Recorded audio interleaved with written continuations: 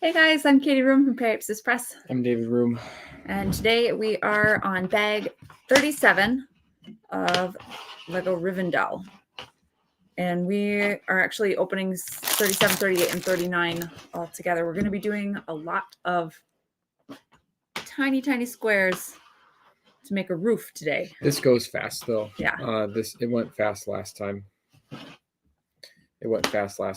And to quit messing with this. It went fast last time. There's kind of a technique to getting everything lined up. So yeah, we had a little bit of roof on this piece that we did.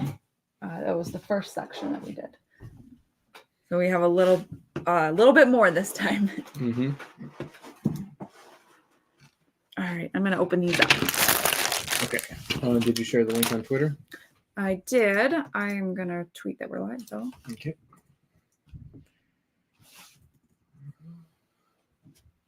There. Okay. So here's just a glimpse of the glare over where we are. So we built this first and this piece second. We've built this base, and you can see these little swirly gigs here. And today we're doing this roof. And who knows how far we'll get here, or if we'll do any more than that today. That's these two slates and all of these teeny tiny pieces.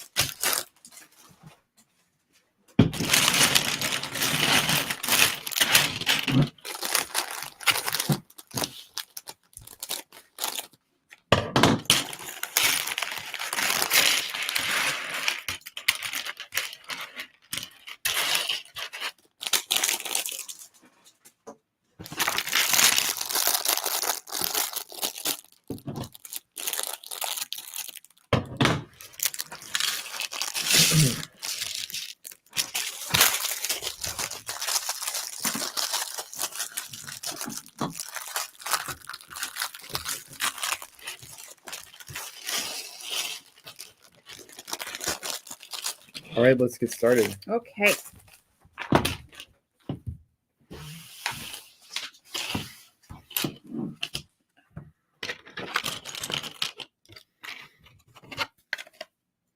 And I think this bag is going to be the majority of the roof that's left. I think so. So, and it's, what was it, 45 or 47 bags total? I think 45. 45. So really not too much. We're kind of in the home stretch here. Yeah. It's exciting.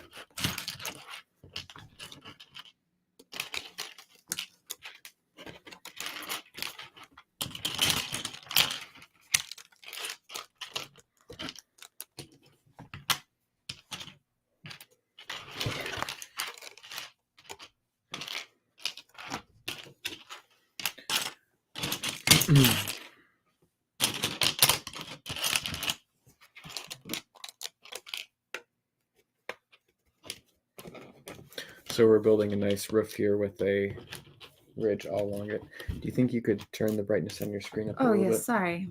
And angle it a little bit differently? Like that? Yeah, and maybe push it back a little bit rather than forward. Sure. Okay.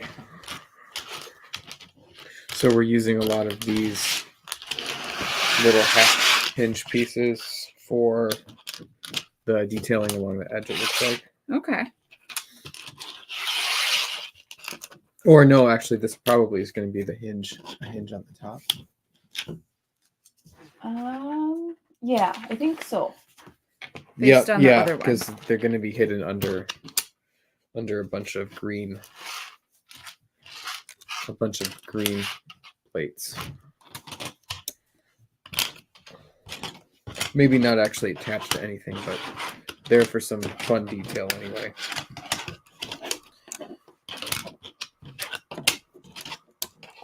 just tons of the same piece like this is also something that's fun about these big Lego sets, because you just don't see that in the smaller ones. Yeah. You don't see 10 or 20 of the same piece just being used for detail that's half hidden.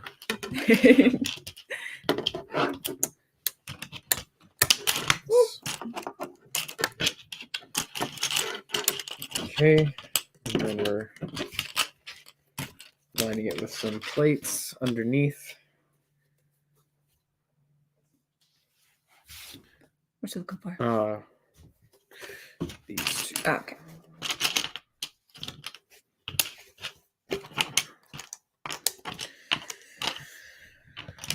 Oh, that's interesting. On these ones, you can see the seam Mm-hmm. on the side. That's kind of funny. Okay, there you go. Okay. My When turn. you're going, I've got something to grab to take a look at here. Okay. Some nice big plate build.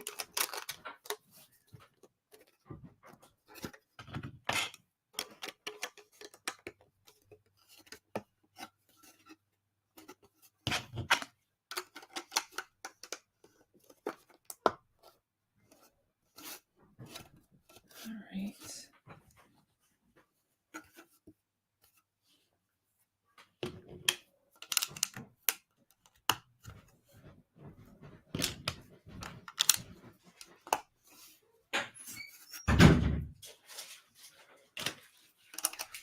So I was at Target today, and I decided to grab an action figure stand because I have a couple figures in my Spawn collection that should be flying. Oh, fun. And I've looked at different action figure stands online, and they all kind of are built the same way. This one they had in the store, and I feel like if it doesn't work for my purposes, I can take it back. And I was at Target buying jeans, and I didn't feel like using the single fitting room that they have, because they don't have separate men and women's fitting rooms there anymore, as far as I can tell. So I'm gonna have to take some jeans back because I bought 3 pairs of slightly different sizes. So I thought it'd be a good time to try this. And the reason that I bought this one is I looked more closely at it, and I saw that it's got 2 bases. One is for it to set on, and another one with suction cups that you can stick to a vertical surface. Oh. And I thought that would be really useful, and that's not really something that I've seen in a lot of the other ones I've seen online. So I thought, oh, this would be a good one to try. So we're gonna take a look at this. That's cool. While we're going, let's see if it actually works. All right, so there's our basic shape. Yep. All right, my love. Do you want me to keep going? Nope. You all. Yep. All right.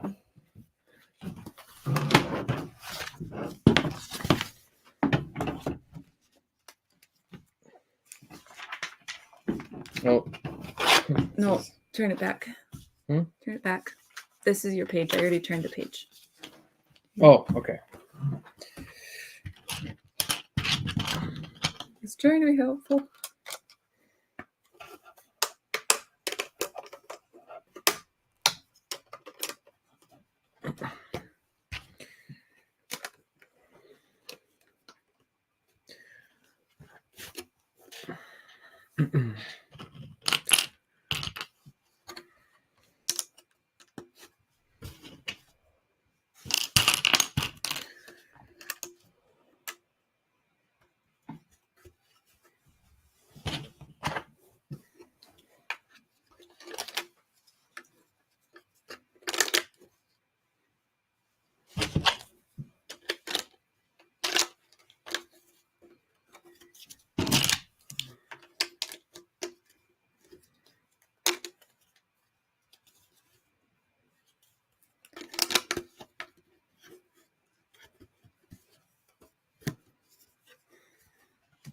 A lot of layers of plates here on the roof.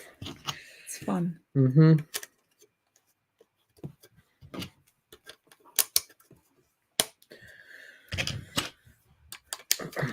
feel like it's been a long week, but I can't remember what I did.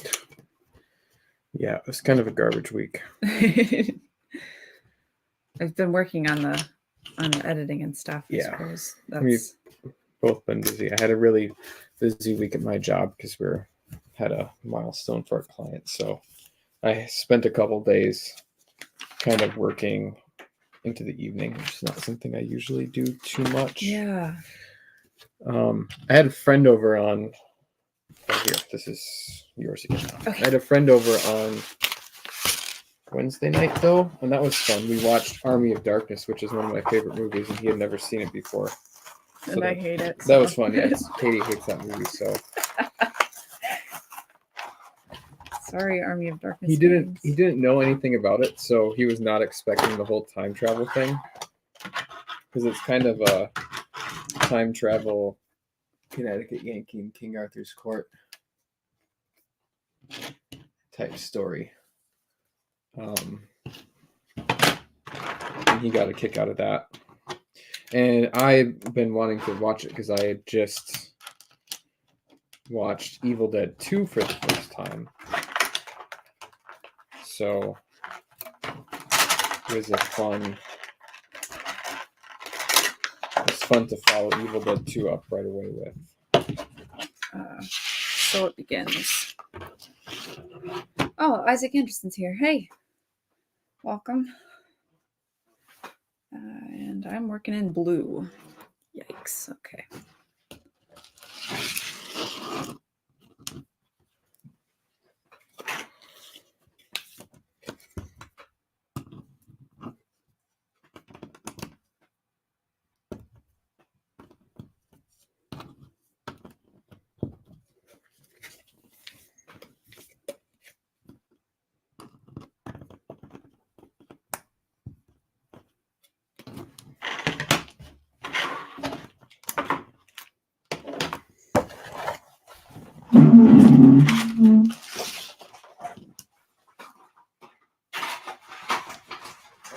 I'll be back in just a second.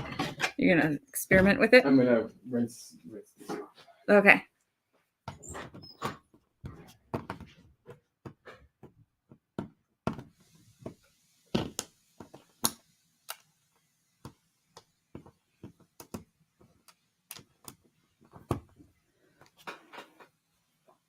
Two, three, four. Okay.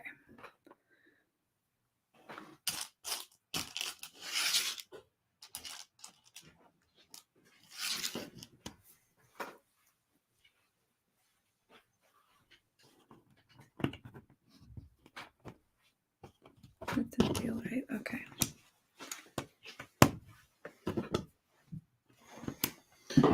Isaac Anderson says groovy.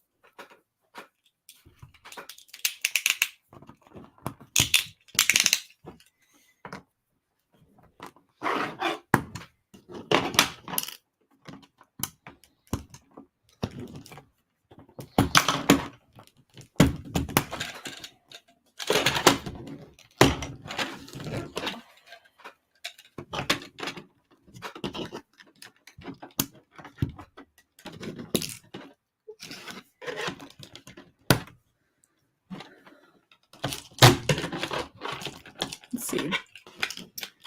Got the Christmas lights up this week. So that's something I accomplished before it turned bitter outside. So the people who built this house thought of everything, but it's clear that they were not Christmas light people because the locations of the electrical outlets are not optimized at all. It's pretty bad. Something to keep in mind if you build your own house. Where are your electric sockets? Outside. And where are you going to put Christmas decorations? Like if you're going to put up lights, where are those going to plug in, right? These people did not think about that. Which is really odd because inside there is an electrical outlet everywhere you could possibly want one.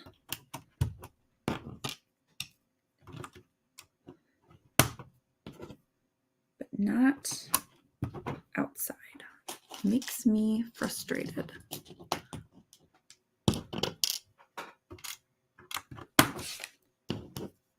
It makes it into a chore is what it does.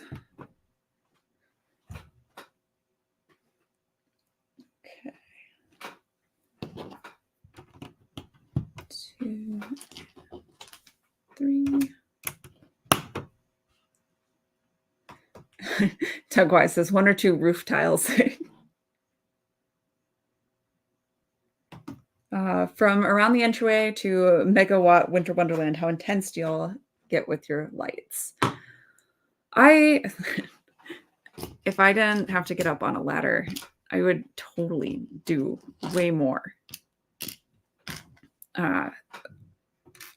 But the way that the front of our house is, it has like a lower part and then a peak. And the peak is weird because like the shingles are sideways, right? So you can't put lights on them. I don't know if you guys can, if that makes any kind of sense, but. How's it going? Good. I left my backpack in the car Oh, really? earlier today. Oh, no. Timo Burnham says, howdy. Thanks for coming. I don't do inflatables though. Like that doesn't appeal to me. It's okay in other people's yards. Yeah, they're kind of fun to look at. But Yeah. I feel like the problem with those inflatable stuff is even if they collapse down, they still have to take up a lot of space. You know? Yeah. All that vinyl or whatever it's made out of still takes up space when it's folded up. Mm-hmm. So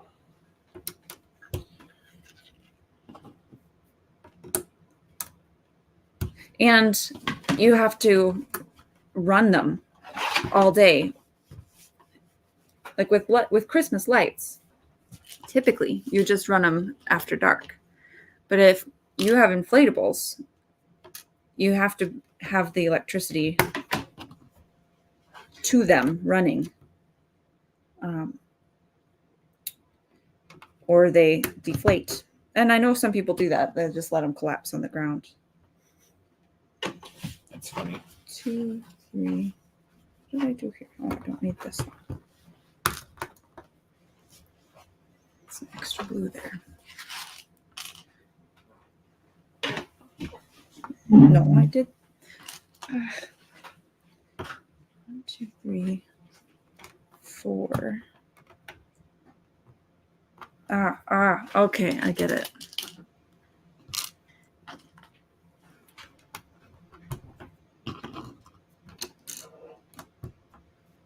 Okay. I'm going to hand that off. Oh, no, this is just straightening them. Do you want to straighten them? You probably would like to straighten the ones that you put on, huh? Yeah. I'd do it. I don't remember how you did it last time, but.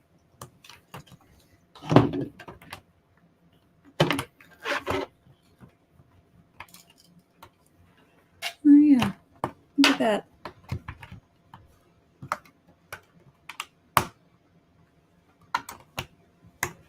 Huh. Nifty.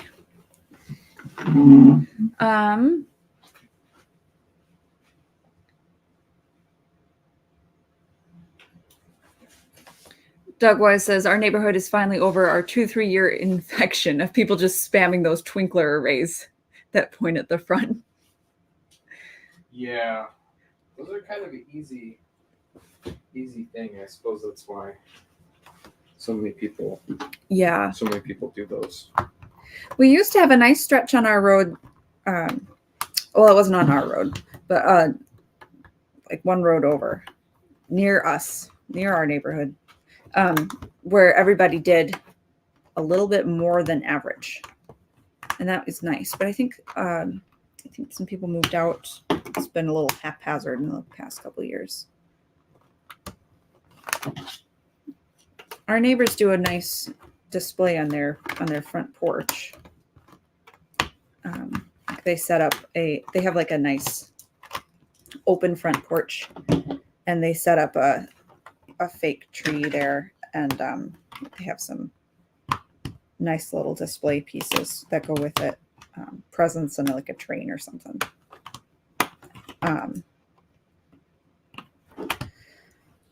The last couple of years, though, I have either been pregnant or had a very small child, and so I haven't done very much this year. Our daughter is 3 and is ready for Christmas. And so she was pretty excited to help me with the lights. I did that one well enough. There we go.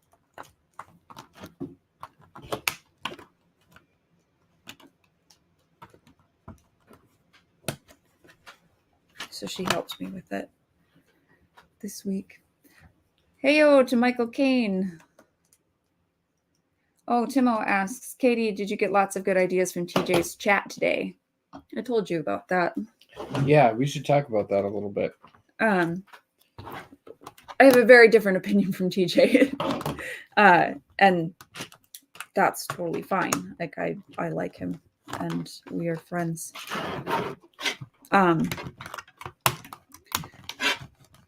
But I think the decentralization and disorganization, as he said, are features and not bugs. I think that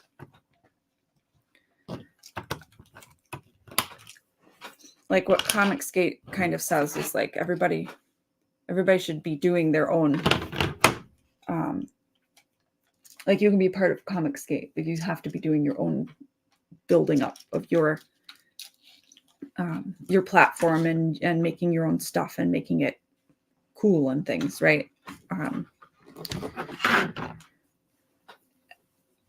And then if there's disagreements and splits and stuff, you still have your audience and your reach.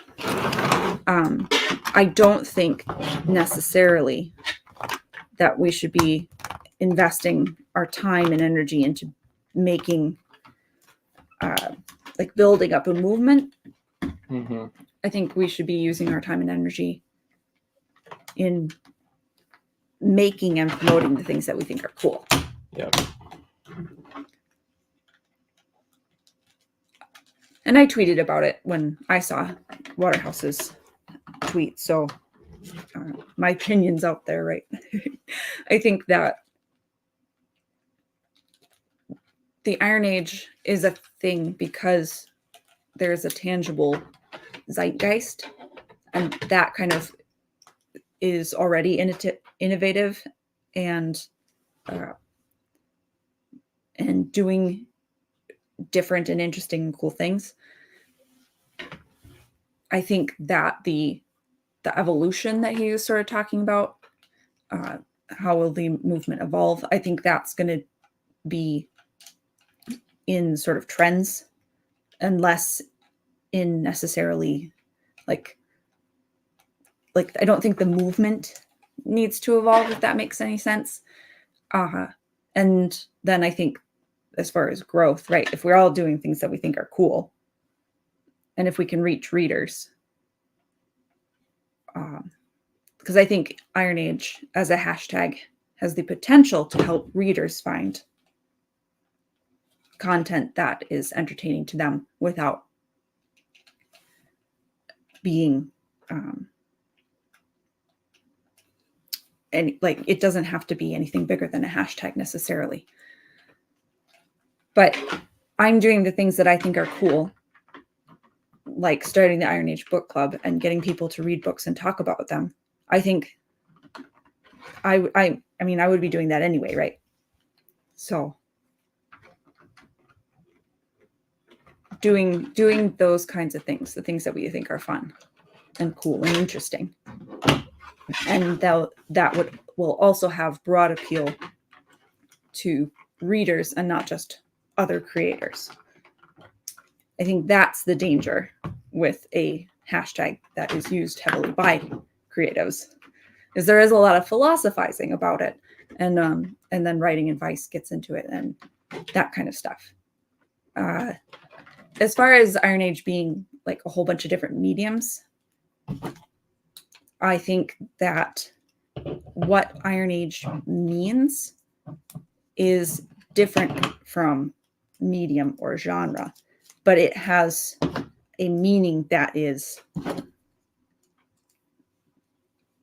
more about creator motivation, creator worldview, and that can be helpful to people.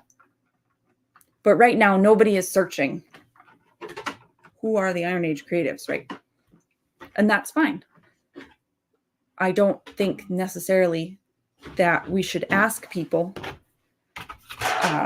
to invest their time and energy. Pass it over? Yes, sir. In making it bigger, when I think that they should invest their time and energy in their own creative pursuits, in their cool projects, right? Anyway, that's where I stand.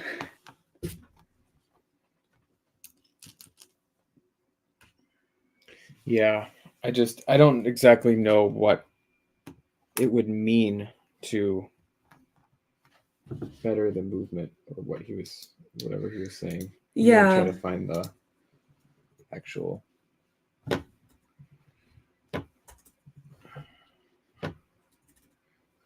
tweet.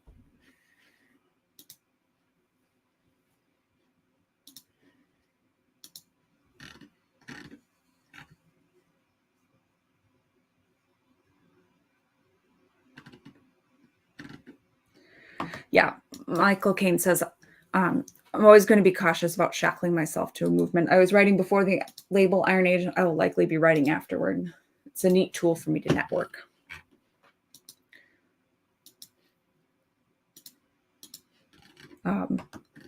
But if it does go belly up for some dumb reason, I won't have my horse hitched to something I can't get away from.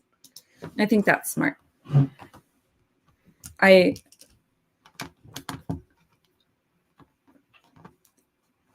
understand sort of the fear that if it's decentralized, it's going to get hijacked. But that doesn't make any sense. I mean, stuff is less likely to be hijacked if it's decentralized. I think so.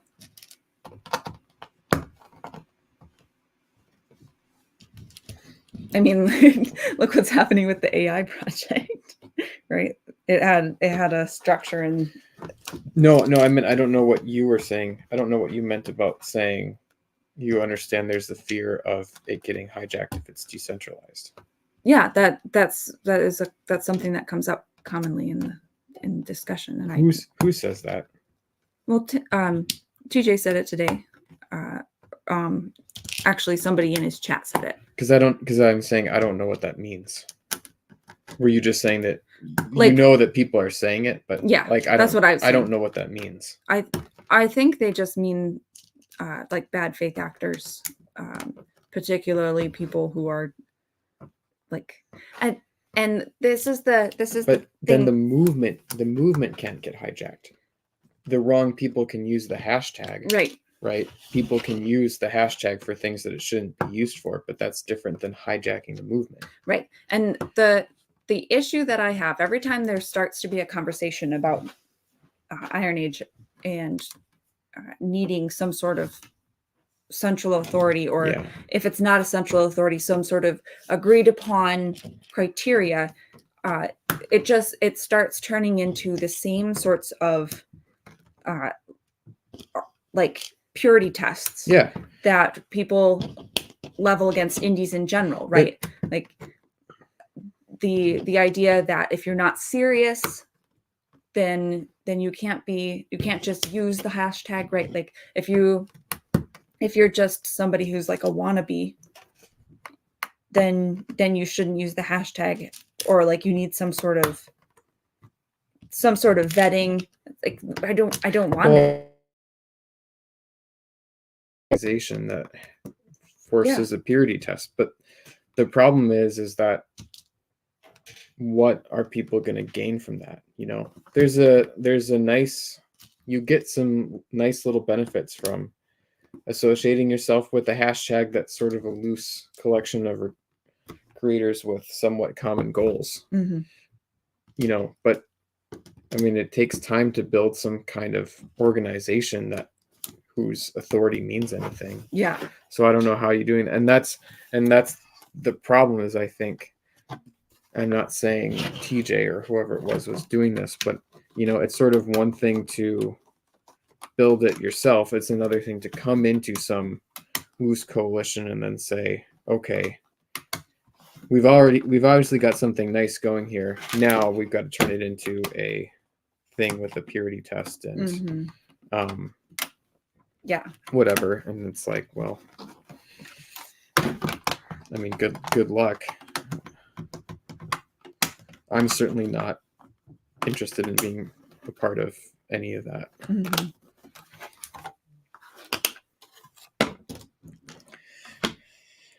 These are so cool. And how it ends up looking. Part of the reason, and we were talking about this on our walk when we were talking about this, is, you know, I think the thing is that the thing about the internet is the internet has made it so that an individual can have an audience by themselves without needing some kind of,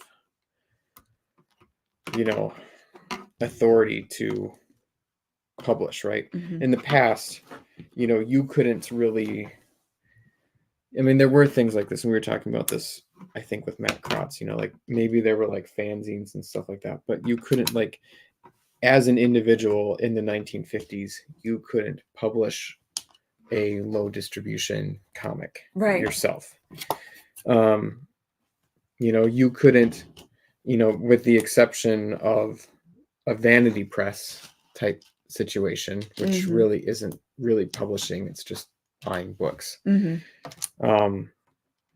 You couldn't really publish a book by yourself. Now you can. So what is inevitably going to happen is that the successful creators who are part of Movement A are going to just build their own following. And as soon as that gets bigger than a few thousand people or a few hundred people even, they don't need the hashtag anymore. So I think these things are somewhat immune to, like, they're not necessary as soon as you get successful because of the way the internet works. So I think a lot of the people who sort of want them to do something different are kind of not thinking, they're either not thinking ahead to that point, or they are trying to control other people. Yeah. Right. So trying to obligate people to do something. Yeah. Right. Like, they want to tell, when those individuals who are part of a movement become successful and don't need the movement anymore, they want to still be able to tell that person what to do. And the beauty of the internet is that they can't. Yeah. Or small creatives who want to be able to say, like, you are obligated to promote my stuff, right? Because we're all part of this movement. Yeah. And I think you can believe, I don't think it's contradictory to believe that promoting other people is a good thing and that you should promote other people while still believing that nobody is obligated to do that. Right. You know, and I don't think I don't think systems where there's like this tit for tat thing is expected are really very good. Right. So, you know, I think it's good when people are doing things just without anything in return, or without the expectation of anything in return. And I think that kind of promotion is more valuable anyway, because it's like true. And it doesn't put people in weird positions where they feel obligated. There's so much drama in the comics circles about people not fulfilling expectations when it comes to cross promotion. It's really silly. And I would never want to be a part of something like that, where, you know, maybe you're putting all this work in to promote other people, expecting them to do the same thing for you. I mean, nah, it should be organic. Yeah.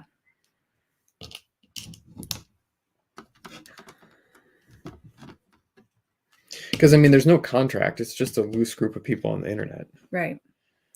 And one of the things you were saying is, if you as an individual put in a whole bunch of work to build out this movement that's really just a loose group. Yeah.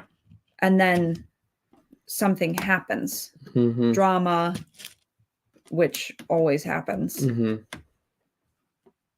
And all of a sudden you're on the outs with people. All of that work that you put into building the movement. Yeah. It's basically down the tubes for you. Right. I mean, we hope we don't have that kind of drama. Well, it doesn't matter, right? Right. If, in my opinion, if you're doing it like right, it doesn't matter if you have that drama. This is something big that I learned this year with some of our run-ins with different people is, you know, basically you can't, like, you don't want to expect that people agree with you about anything. And again, it's fine. This is just, we're not talking about real life here. It's a loose group of people on the internet. Yeah. And I would like to see a world where people can kind of come together and not call each other names, but some people are incapable of that. Right. And you know, I don't have any sense of obligation to people that have done nothing for me, right? I just don't, and I'm not going to. You know, I'm not drawing a salary. Right. Right. Like you could work a long time at a company and get fired and kind of feel like, oh, that's too bad. But I mean, hopefully you were drawing a salary the whole time. With these online groups, it's like things could go south anytime. So I don't think you want to spend a lot of time doing something in the hopes of somebody doing something for you, because things could go sideways. Right. And I don't think and Katie, you and I never really did that with some of these people that we had fights with. Right.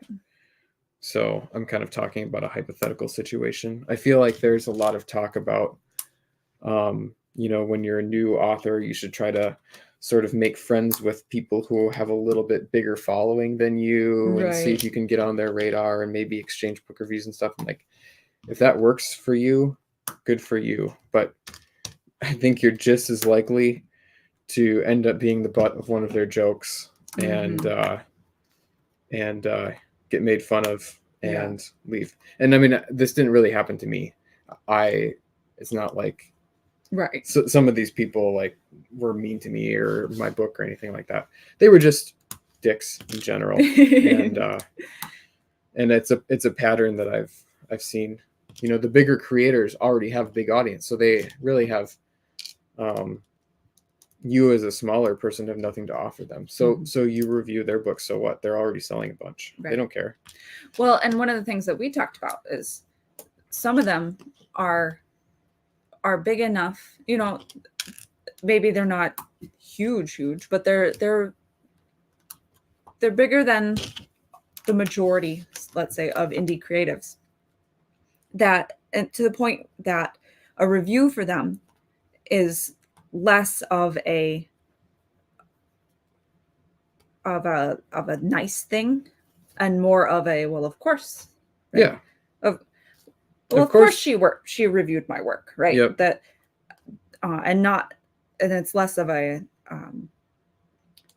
big deal, right? Mhm. And I'm not saying that And that's that's why I fine. review people, That's just fine. to get some sort of Yeah. acclamation or whatever, but And just that's talking about like the mentality. that's great. I mean, good for Yeah. you if you're in that spot. That's awesome. You know, again, we're not saying that people are obligated to do anything, but I would caution. I feel like there's this sort of prevailing advice, and I would caution people to sort of watch out for yourself and think about how you're spending your time Yeah. interacting with some of these people. Mm-hmm. I kind of worry that something like that's gonna happen to the Iron Age.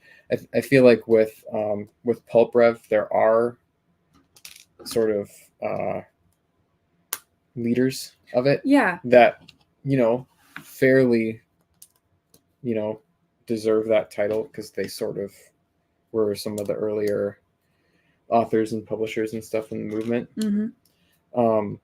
But I kind of worry that with Pulp Rev, what's going to happen is there's going to be somebody who breaks through, right?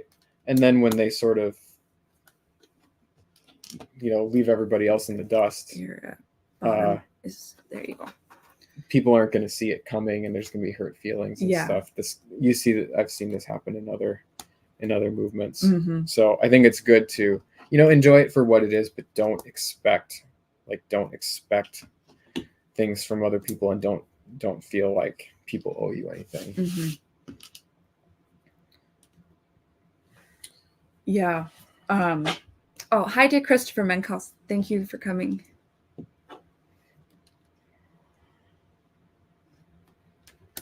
Let's see. Was it Timo that I was talking to in Gilded? I don't know. Well, I am talking to myself mostly.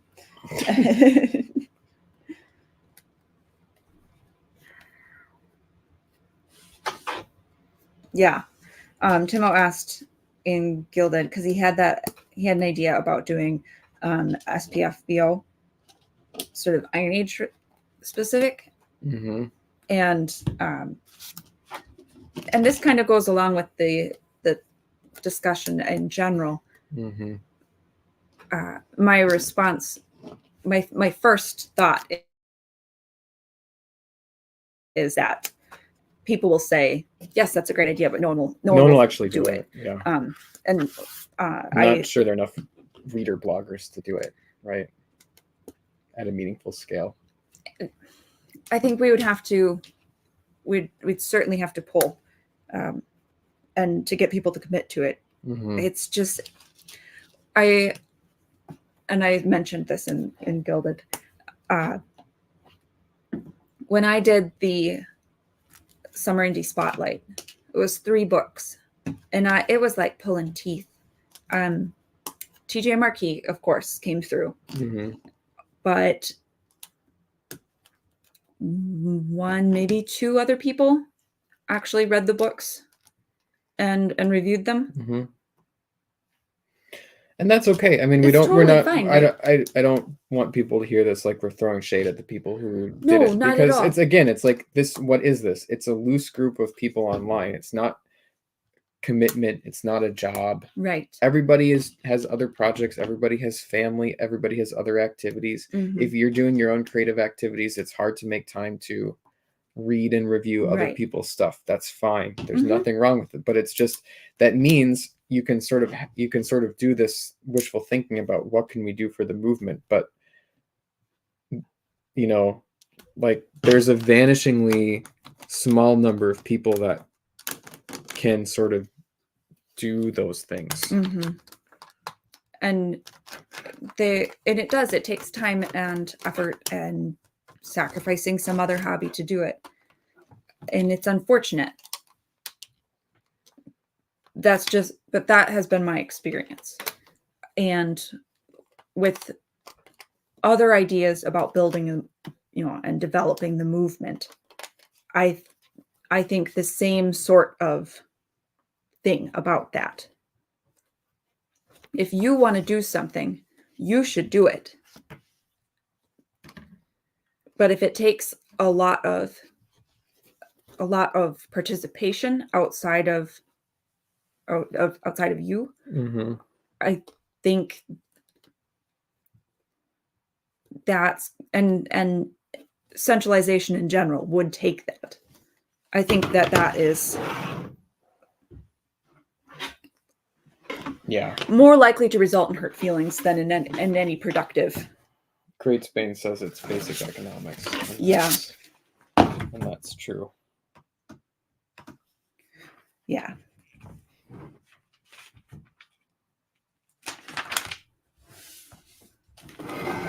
All right. I don't think this stand is going to work. Really? Yeah. Are they just too heavy? No, it's either I'm missing something or the way it sits, the sort of orientation of the grip is off, and the figures are heavy. So it would work to sort of support a standing figure, but it definitely sags. Oh, bummer. When it's well, yeah, it's like it sags too much when it's a figure that's like flying. Bummer. Which is the whole point. Yeah. So yeah, and it's like it I can't figure out a combination of orientations of this peg that gets me the little clamp coming out straight. See that? It's like something is crooked there. Oh. Okay. Right? Yeah. It should I want it to sort of be coming out level like this, but it doesn't seem to want to attach that way. So I don't know, maybe I'll play with it more, but kind of silly. I'm sorry, my love. That's okay. Yeah, I think. Yeah, and then the other weird thing is this clamp. It opens at the side. It's like for the size of figure that I have, it's going to have to be open like this. So that means that the figure is going to be sort of like hanging off to the side. It doesn't. Both pieces don't open, right? It's like it's expecting to have a figure that's this size when it said 6 to 8 inches. So yeah, it's just way too small. And so, I don't know, something is weird with this. It's like it's not straight. All right. Target stand not good. Well, it's a NECA brand. NECA brand. Okay. Yeah.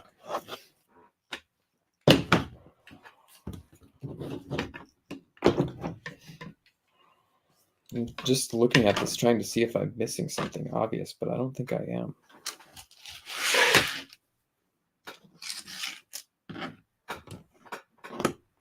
Yeah.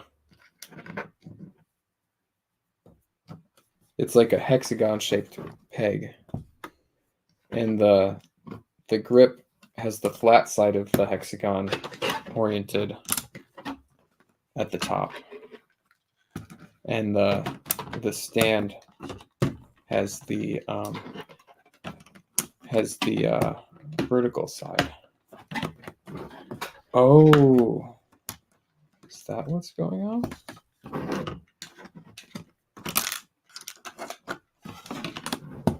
I suppose I could use it. I could use it with the wall sticky coming out sideways. Because it can orient like that.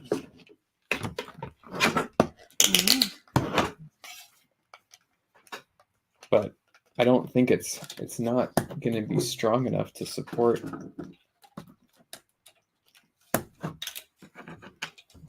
one of these figures. it's gonna sag, maybe break.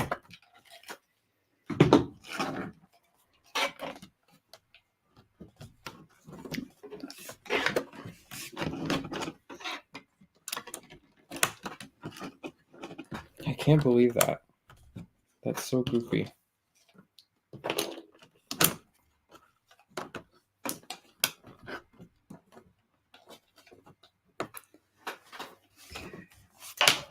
Oh, is this? Oh, is that it? Maybe that's it. No, I got to give up on this. It's not going to make any more sense if I keep messing with it. Timo says the book club was actually the reason I had the thought at all. It's proof that to at least a small degree, it is possible to get people organized enough for something bigger. I would say yes, that's true. To an extent, there has to be something that is in it for everyone, if that makes sense.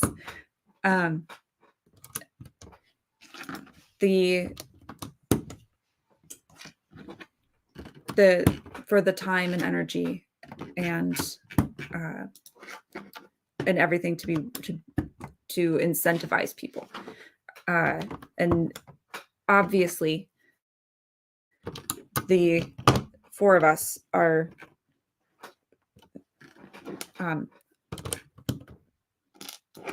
intrinsically motivated to some degree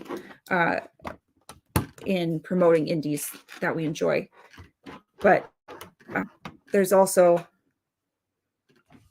the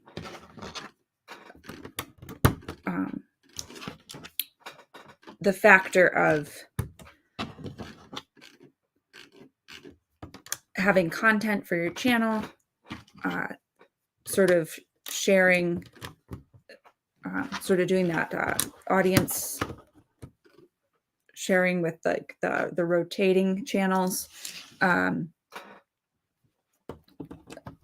These are all things that I thought of when I was trying to get it off the ground to make it work. And I'm not saying at all that anybody is a bad person for taking seriously and defending their time and effort. But for example, Royce is pretty committed to wanting to read stuff he hasn't read before. He doesn't have the time or the brain. I'm not saying he's dumb. You gotta be careful what you're saying there, babe. No, I don't. I'm not saying what is that? Just say he doesn't want to read stuff that he's already read. Yeah, book club. That's yes. You could just leave right. it at that. I'm not saying. Don't make judgments about. I'm not making. I was trying to say a specific word, and then I couldn't think of the second part of it. It wasn't. Gosh.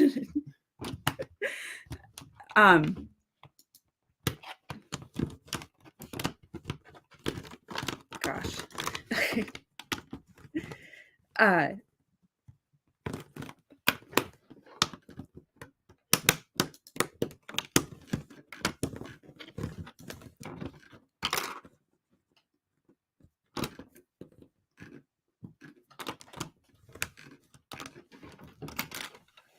How's it going there? I'm completely derailed. Here. I can work on this. You talk. No, you talk. This is not what I meant. Anne knows what I meant. Bandwidth. Thank you. Bandwidth. Oh. So you could just say he doesn't have the time. That's what I meant. Yes.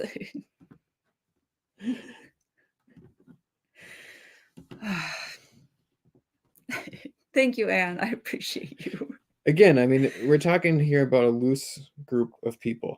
There's going to be limits to what people want to do, and that's fine. Right. And I think that instead of thinking how does the movement get better? Think about what can I do? Right. And what can I do for the people that I want to support? Yeah. You know, the movement could be gone for you tomorrow. Right. Somebody who is a de facto leader in the movement could call you an idiot. And everybody on Twitter, and everybody piles on and laughs at you for 2 days. Mm-hmm. Right? You could have a slip of the tongue, and then somebody goes and tells Royce.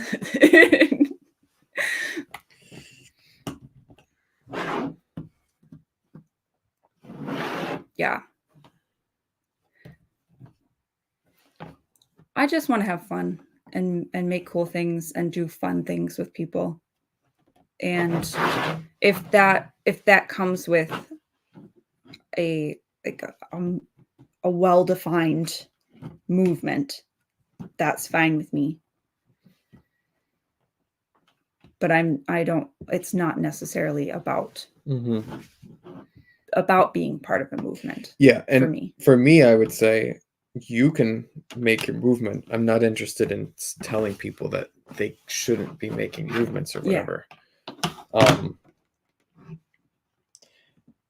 I'm not necessarily interested in being part of a movement. Right. When social media and Amazon and the internet in general give me the tools to get my creative work in front of friends without needing a movement. Mm-hmm. You know, I do not promote anything I do with #IronAge. Mm-hmm. And probably when I write another book and I'm trying to promote it and sell it, I won't. I don't think it's necessary for me to do that. Right. I don't see any real advantage in doing that. You know, that's the way it is, in my opinion. It's not like I don't like the Iron Age movement. Right. I don't. To me, there's nothing, like, I don't gain anything from it, and Right. I don't think the best way for me to help the people whose work I appreciate in the movement is using the hashtag. It's just me promoting their stuff. Yeah. And promoting it in a genuine way, right? Like, I've actually read this and I appreciate it. By promoting it, I mean, like, actually, and I'm not trying to cast shade on anybody, but Right. I'm saying, or throw shade on anybody. I'm just, like, actually, actually reading it, retweeting and talking about stuff that I've actually read. Mm-hmm. Yeah. Talking about why I like the stuff that I actually like. Mm-hmm. Stuff like that. Yeah. Yeah.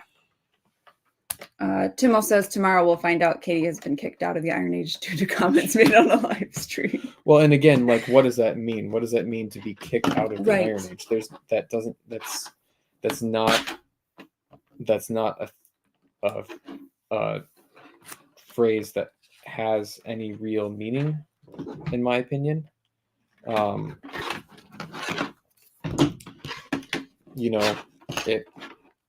I mean, I guess it might mean that, like, certain people don't talk to you on Twitter anymore. Yeah. Or you don't go on certain people's YouTube channels anymore. But it doesn't have.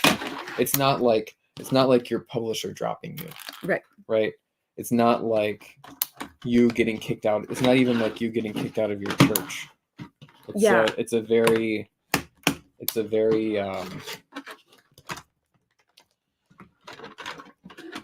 it's such a loose movement, which is a good thing in my opinion. That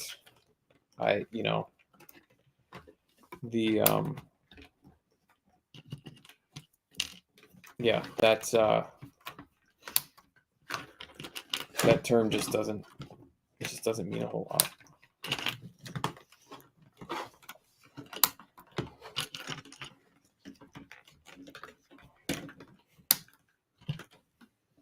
How's it going, my love? Not good. I was trying to read some reviews of The Stand, like, seeing how people talk about it, and it kind of looks in pictures like mine looks, but I don't get it. It seems like it doesn't make sense that the grabber isn't straight. Hmm. So I don't know if it's just a flaw in how mine is constructed or whatever, or what the problem exactly is. I'm gonna try without the extra piece and see if that does any more. I mean, I guess it's okay if you want your characters to sort of be flying sideways. Sure. I suppose. We'll see with the shorter we'll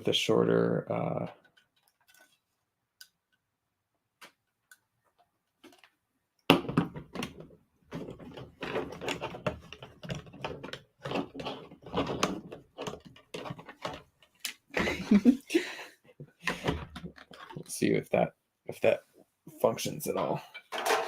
Okay, what next? Your turn.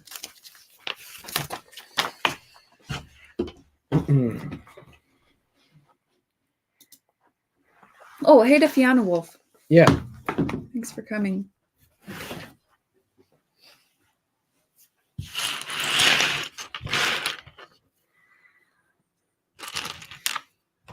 She said even creators should take a break and even do once a month. What do they like to read?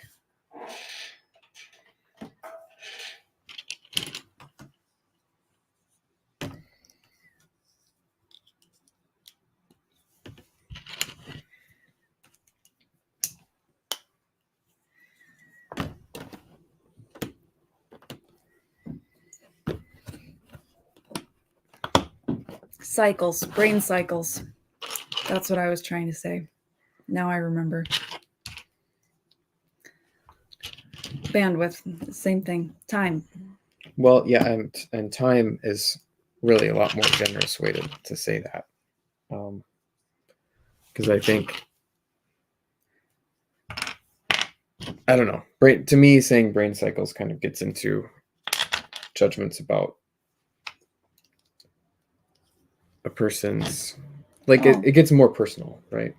Oh, I wasn't thinking it that way. I was thinking more like the time you spend thinking about something as opposed to like doing something. Does that make sense? I guess I don't know what you're talking about. Okay.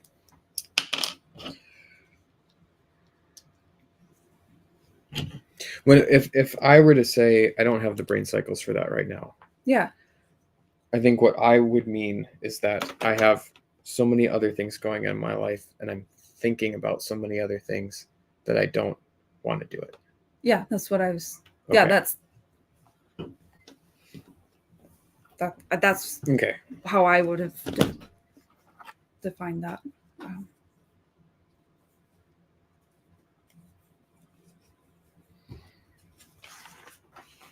Okay. Cratespain says, I'd just say I'm too short on RAM. Yeah. Well, that's kind of the same. Yeah. Kind of the same thing. And if that's what Royce said, then that's what it is. Oh, that works.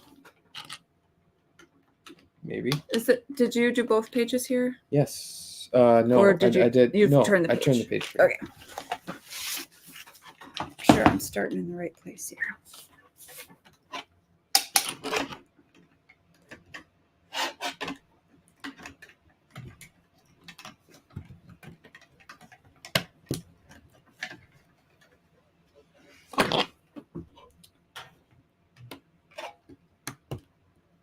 It's just, I was just trying to say that,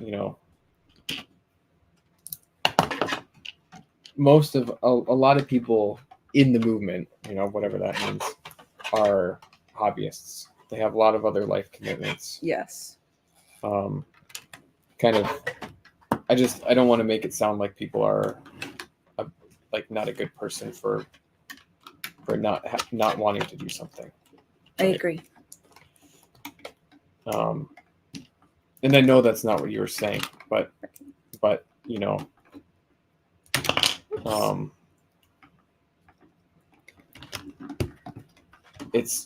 It's just one of those things where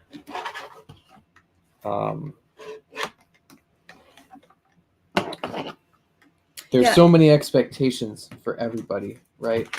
And I think it's better when there aren't expectations. Yeah. Right. And I wasn't intending to pick on Royce. I was going to go on and say that the other two are writing stuff, and they have other things that they're doing.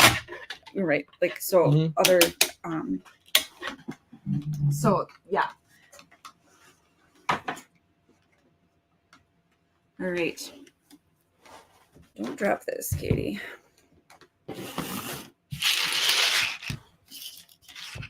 My love, this is your page. Well, I think this stand might work after all. Nice. So there is a position here.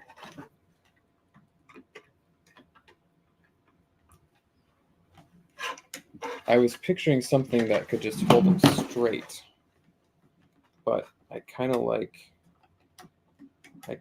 that. Oh yeah. Oh, that looks cool.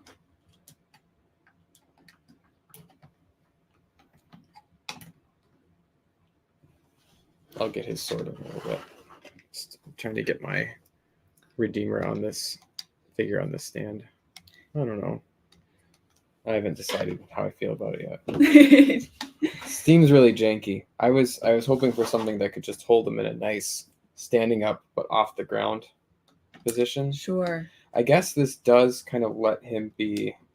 Yeah, like that looks pretty good. Mm-hmm. Like angling his face. Yeah, that okay. I'm new to posing figures, so I don't know how these things work. Okay, cool. I'm gonna set this over here.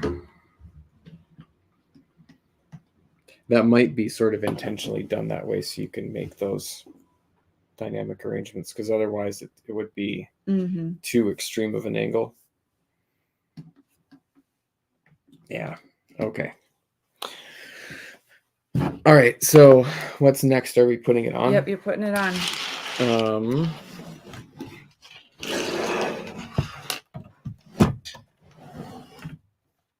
There we go.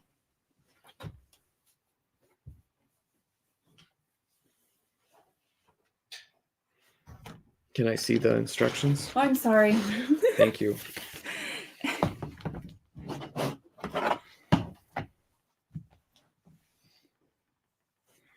Okay, so it looks like these holes that we set up here are going to go with pins through here.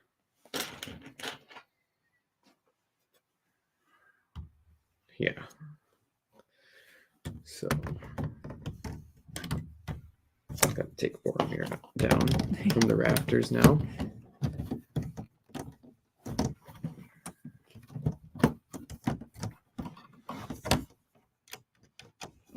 Michael Caine says, not gonna lie, this was the least exciting bag of Legos to watch someone else do ever. Yeah, sorry about that, guys.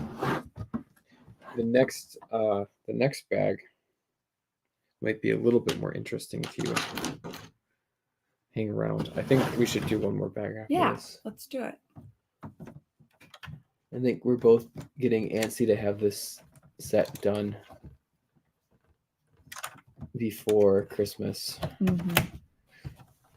Because we'd like to keep streaming and whatnot, but I don't know. It's just one thing in life that we actually have control over, and I would like to get it done so I feel like I've accomplished something this year. It's been a really bad year for accomplishing things. Okay.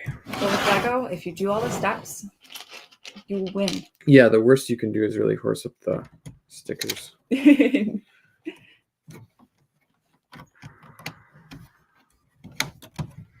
I'm screwing all this stuff up. Fiona Wolf says, beware of hobbits under roofs. It was Boromir. Yep. Although there very well could have been hobbits. There's a fair number of them in this set. Oh, I see. Look at that. Okay. I think this was down here. Yeah. Yeah. Okay. So now it's just building a little decorative edge piece. I think we built one of these before for the other section of roof. Oh, yeah.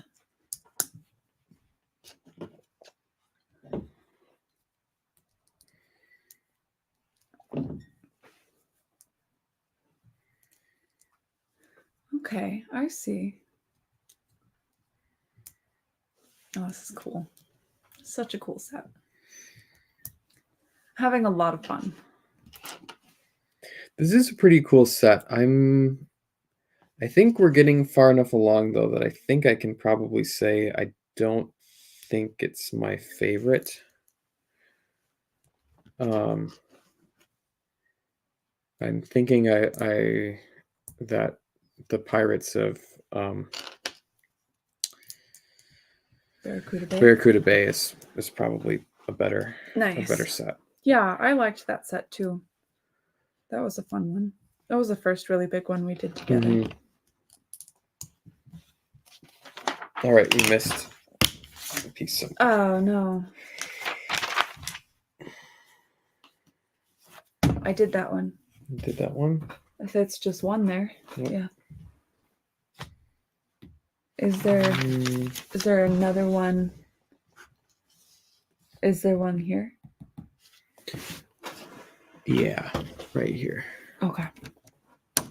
Okay, cool. Well, that was an easy fix. All right.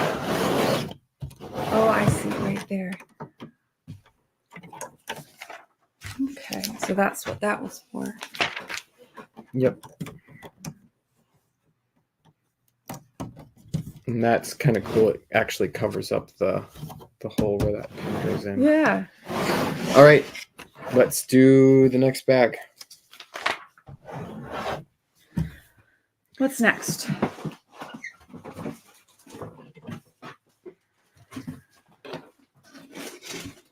Oh, What? I was very wrong. There's 49. Yeah, I thought there maybe was 49. Is it just 40?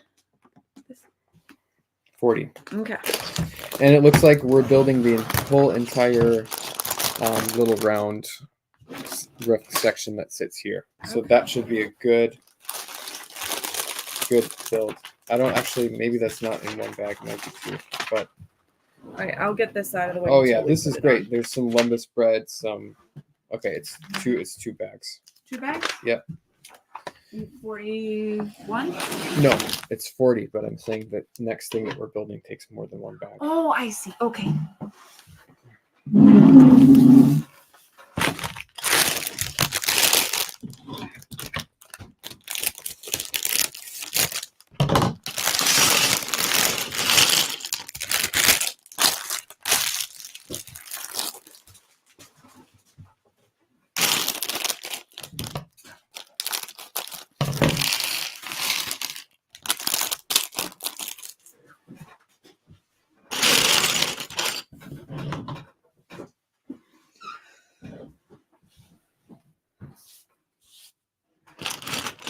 I'll be back in just a second. Okay, sounds good. I'll just build Legolas here.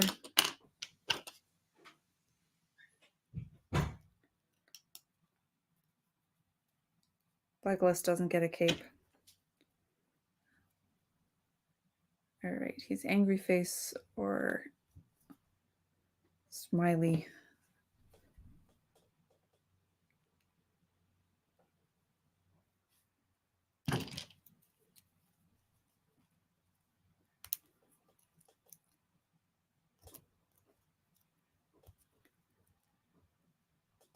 There we go. Right.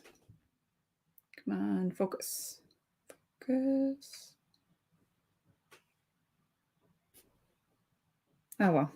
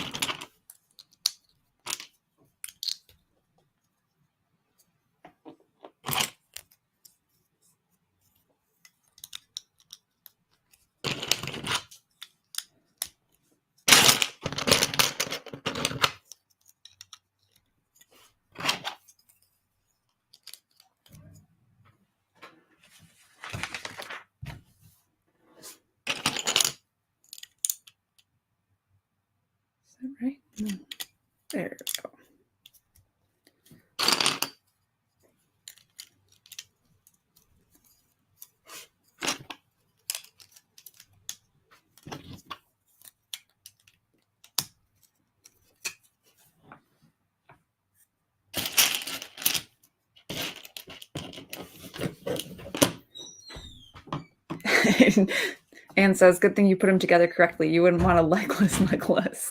I'll see myself out. Legolas. There was a meme of that going around on the internet a while back. I remember that. I've done a page, so if you want to take over this one. Okay.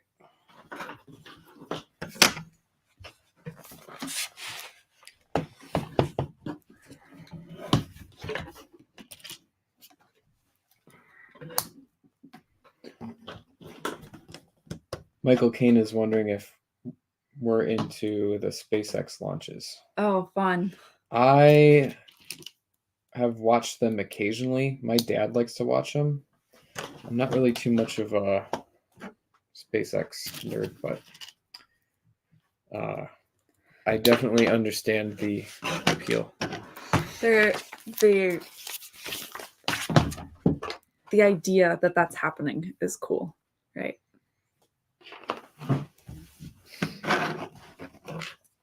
Wait, where did you leave off here? Just that last column. Right. Yep. Right here. Okay. Cool.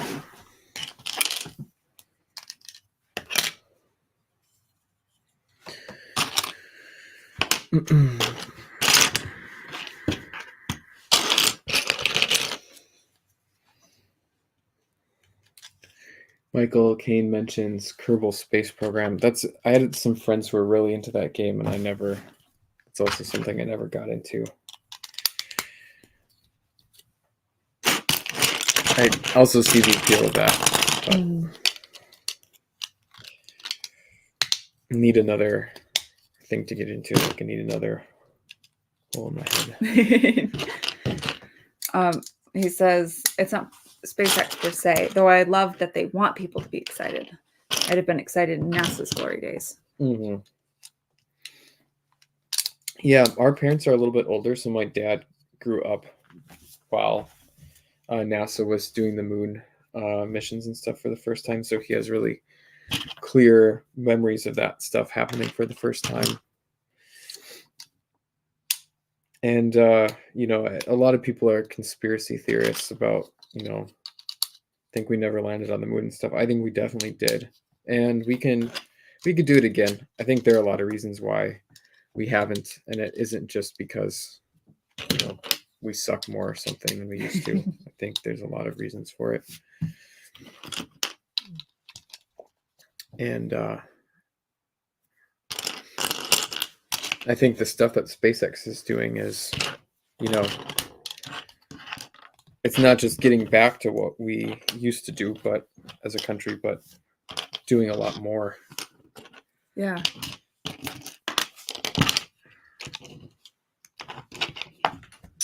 Oh,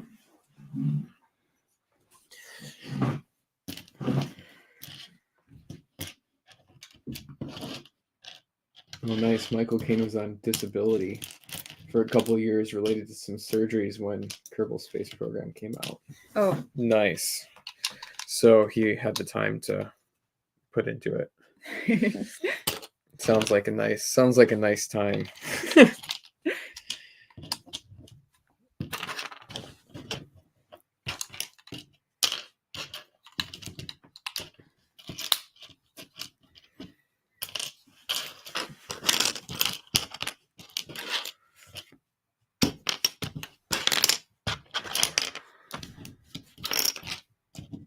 You see this other flat piece? Oh, here it is.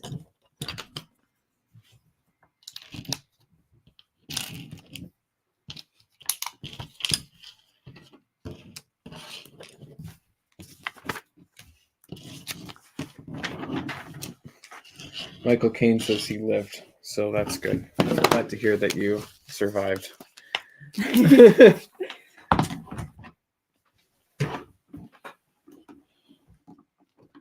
Fiona Wolf says she finds SpaceX launches fun.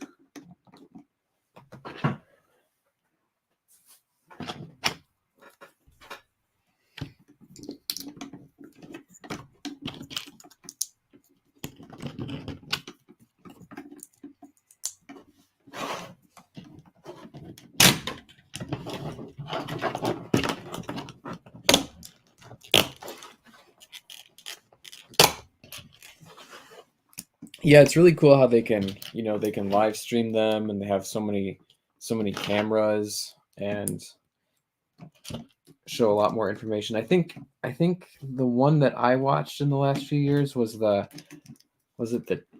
Dragon launch, where they actually did the manned crew in the SpaceX capsule, and they just had lots of really cool visualizations about what was going on. Was neat how they did it. Okay.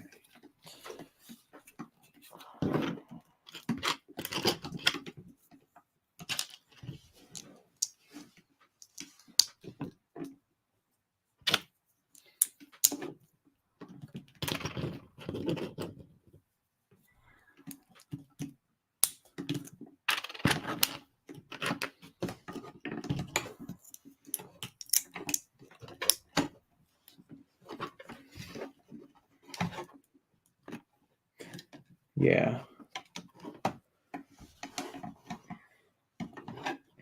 And says the ghost of Michael Caine sounds like an incredible short story, though. You should probably copyright it just in case.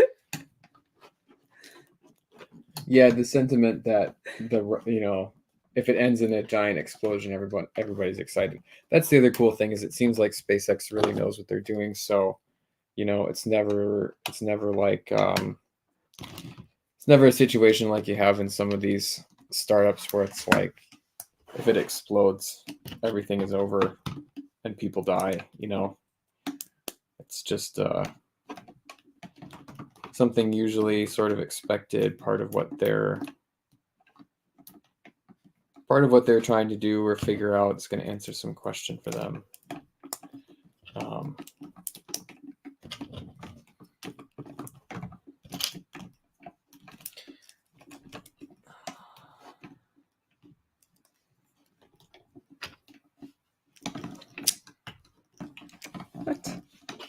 What have I done? Oh, that's right. Oh, there we go.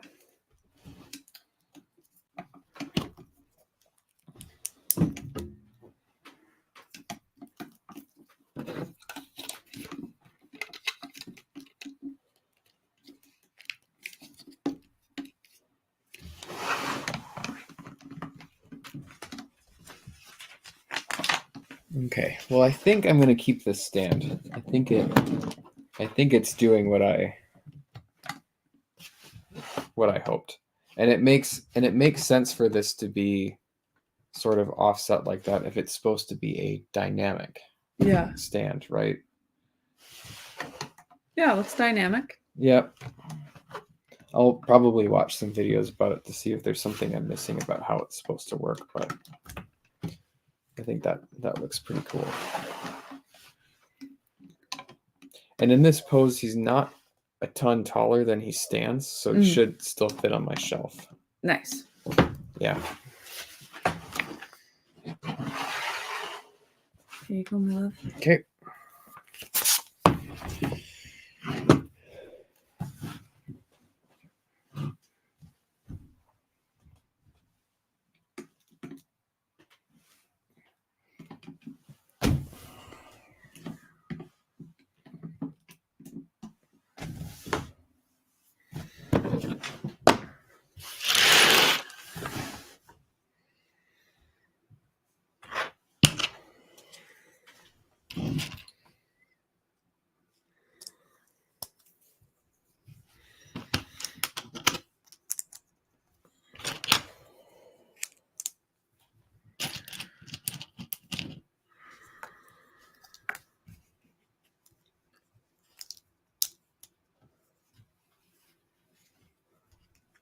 Now we're talking about music genres. I'm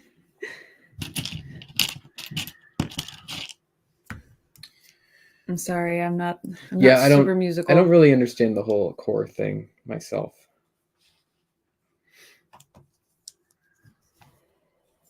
I don't find myself liking too many of those sort of core type genres.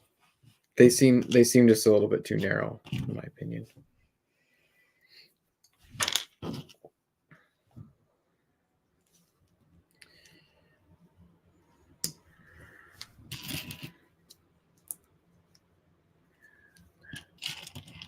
Is my understanding right that Dungeon Core is like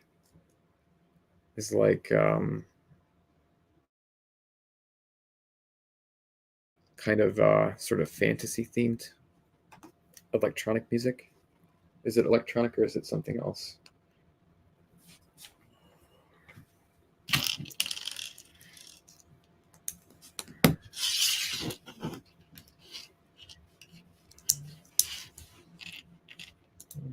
Way behind on my stream.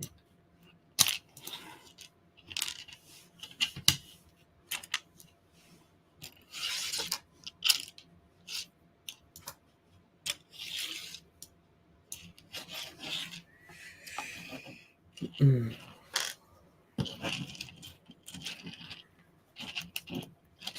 Can you grab a brick separator? Yeah. There you go.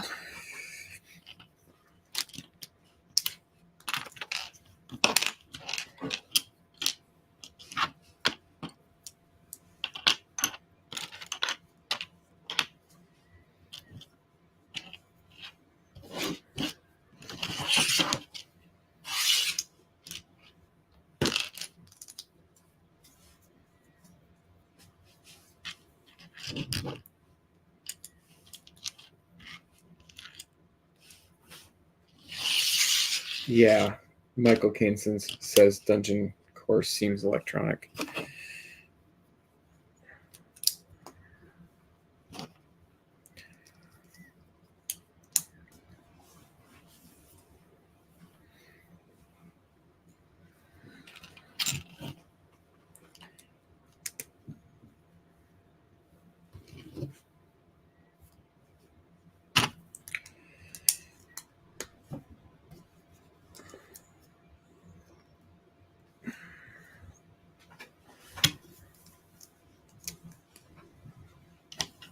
It's an interesting little piece here. I don't really know what it's supposed to be. It's like a curved part with a flat part coming out of it. Steps? Guess we'll find out. There we go.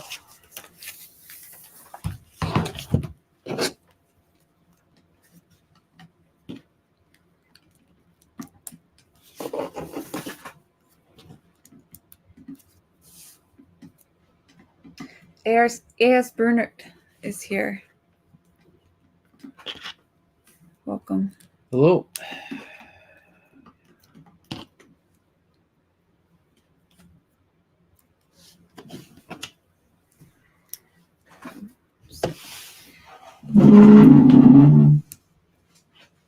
Maybe not.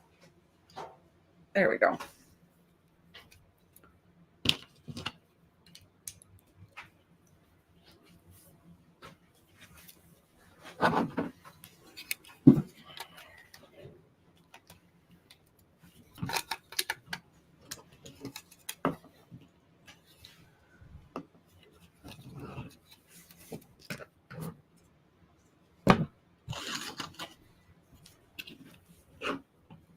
Okay, I've definitely come around on this stand. It's pretty cool, the angle that it's at.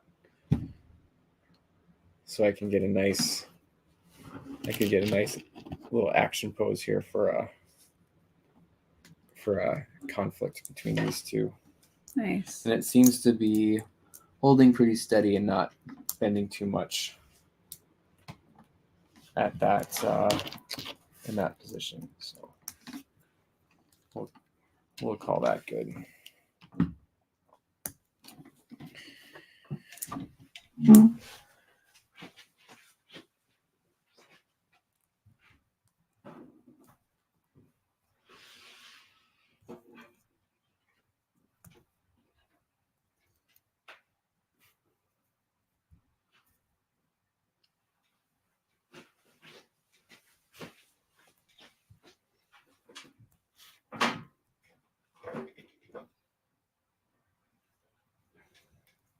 I see, like that.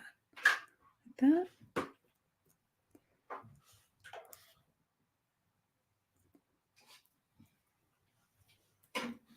Something like that. It's supposed to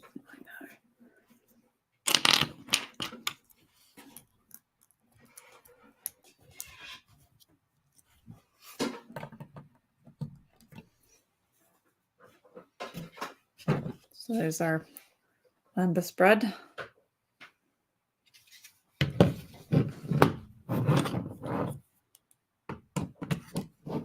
Oh, and these fit right into these. So they lay flat and level with the rest of the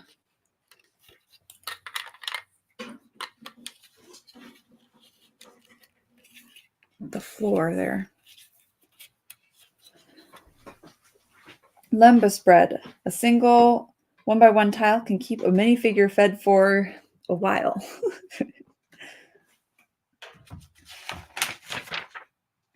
All right, my love. Okay.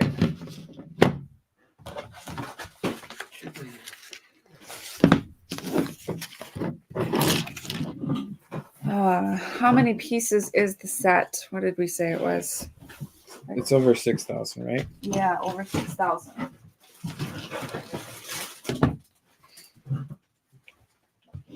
$6,167. What are these little things supposed to be? Packs of something? Backpacks? I don't know. I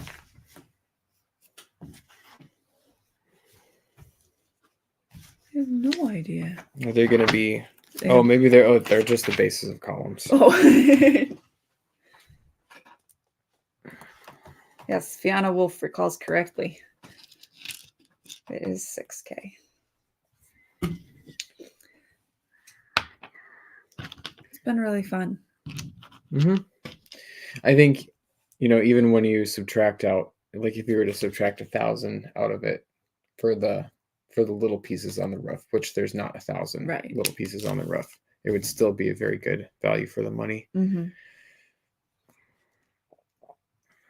It's a lot of, like we've talked about before, really interesting building techniques and a good variety of building techniques that you just don't get in smaller sets.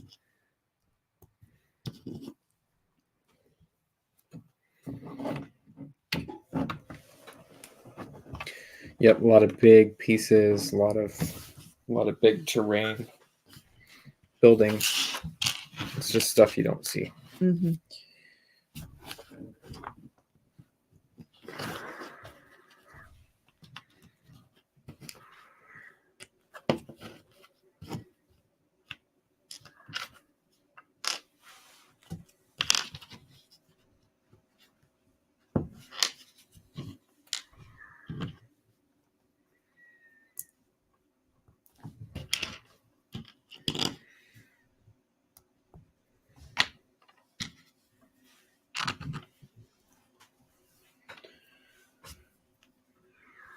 Huh.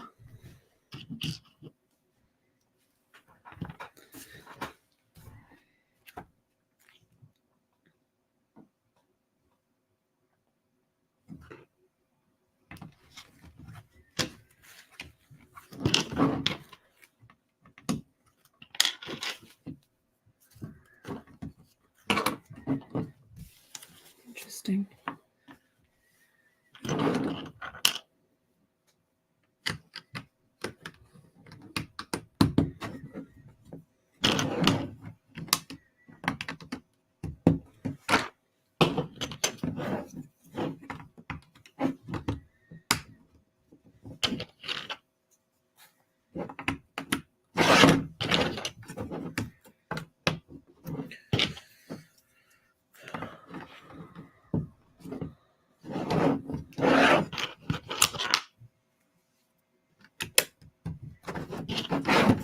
Okay, that bag is almost done. Wow. when the Oh, that bag is done. what? Oh, I failed. Each one of these has another little one on the top.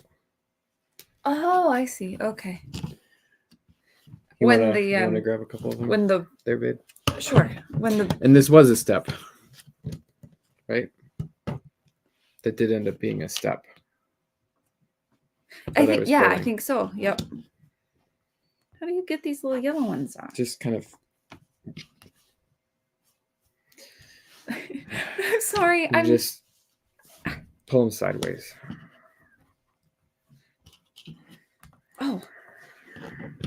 Okay. Figured out in time to do one. When the build is smaller, they can fit a lot more steps on a page. That's what I was gonna say there. All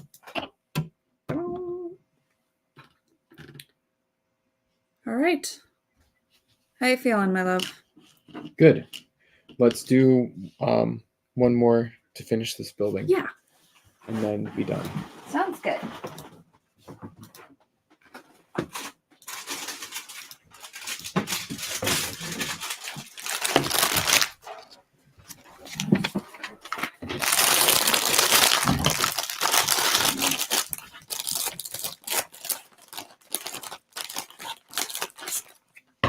Oh, and we get to do a little bit more roof. Oh. Let me Oh, just- it's a little tiny one. Yep, so we'll definitely finish this building. Okay.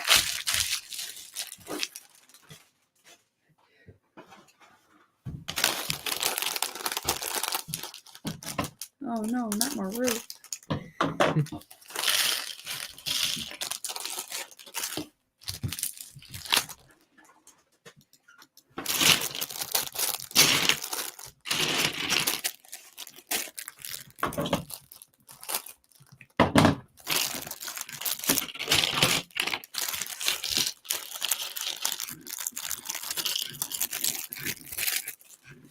Okay, my turn. Mm-hmm.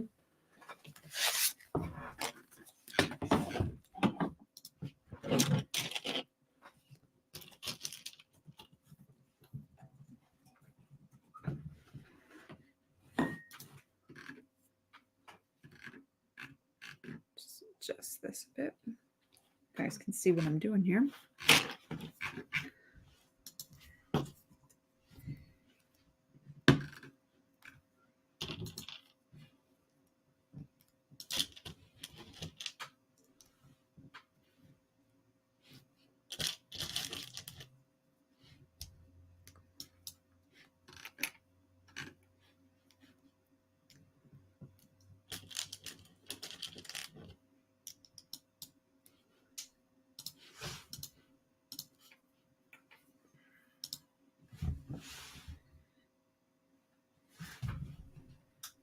Oh, I see. I've swapped upside down.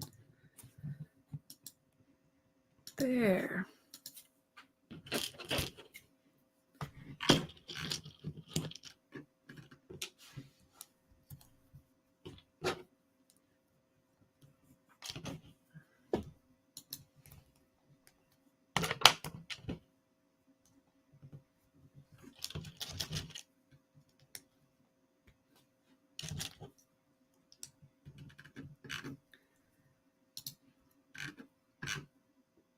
There we go.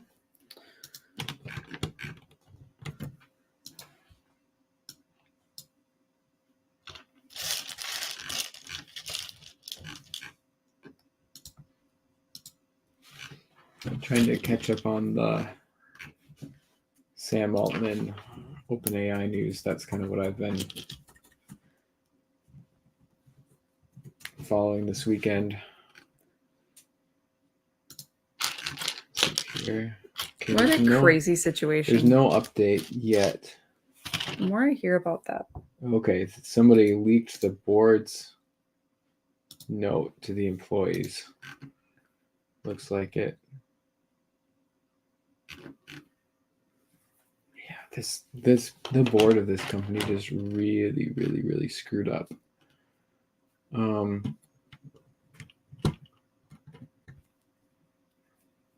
A breakdown in communication between Sam and the board.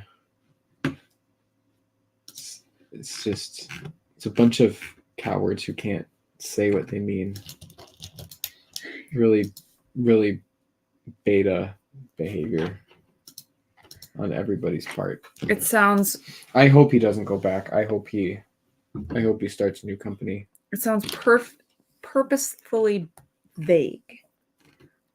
Like there isn't an actual. Yeah, I think it would be the best for everybody if he doesn't go back and we get a new big AI company.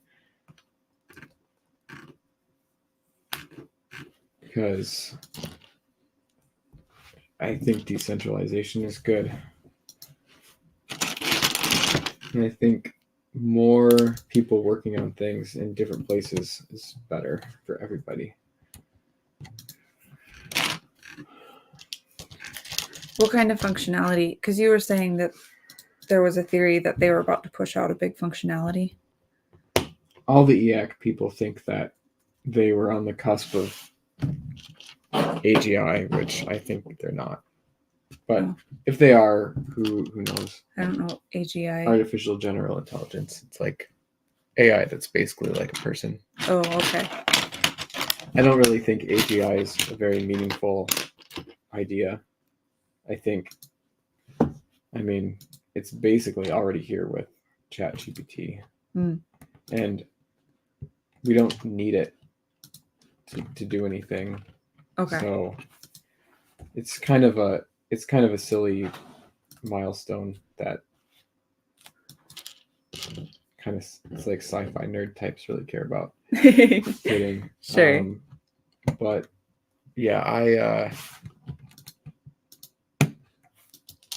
don't think it's that. I don't think it's some kind of like specific dangerous technology issue. Okay. I think it is more just people being stupid. Here you are, my love. And everybody at that board just really behaved in an idiotic way. And I hope he doesn't go back. I hope he does something new.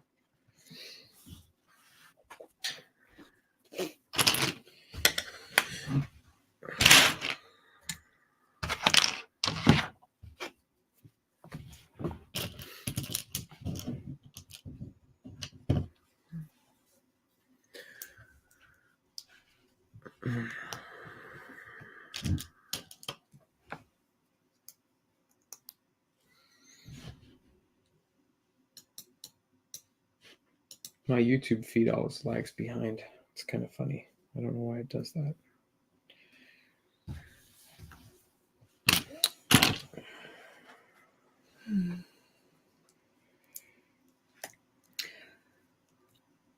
On my phone, if I'm watching on my phone, it every time you click away and come back, Oh, it's it a jumps back. different tab. Yeah, it jumps back like 10 seconds. Oh, that's probably what. Oh yeah, so you don't miss the last little bit. Mm-hmm. I don't know if it does that on browser or not.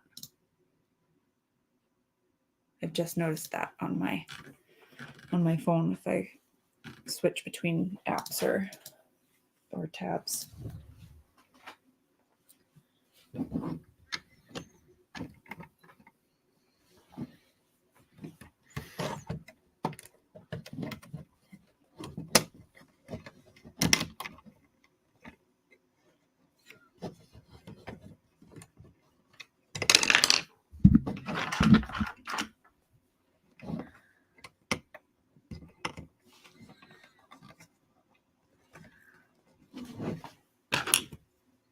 Is that a hubcap? Mm-hmm. No, not a hubcap. Wheel well? Wheel well. That's Yeah.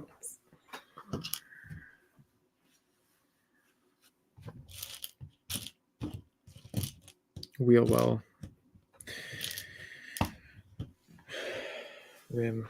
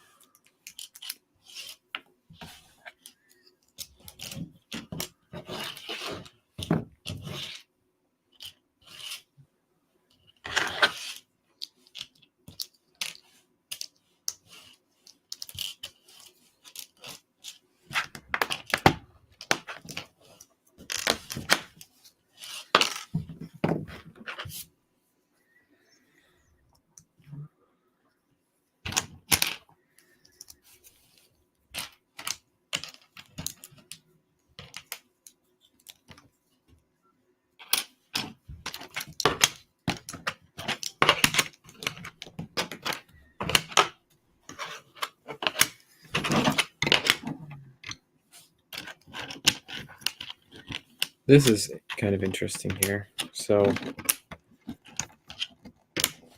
these two are being joined together like this with this piece. Oh. There you go.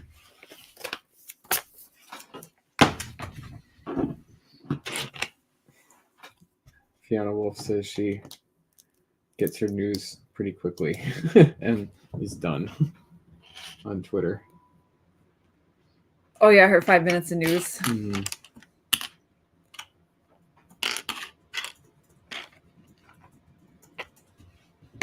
I'm missing a green oval.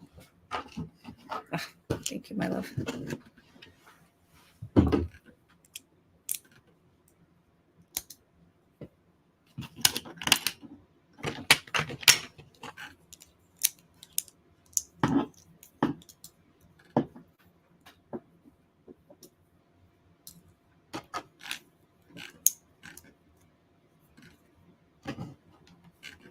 Yikes.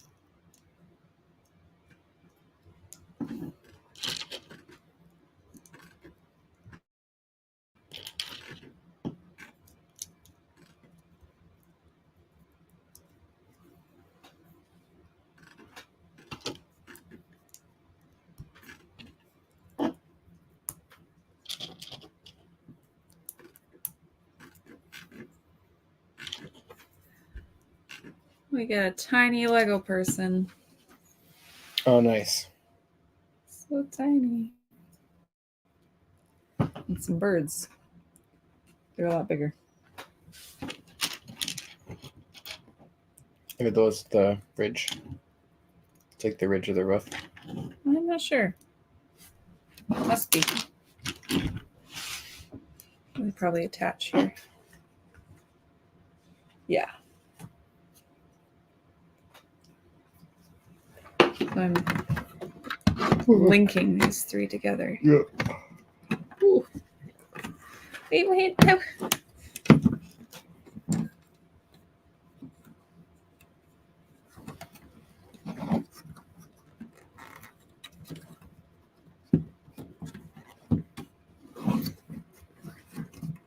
There. You were gonna break it. But I wanted to do it. Fine. There you go.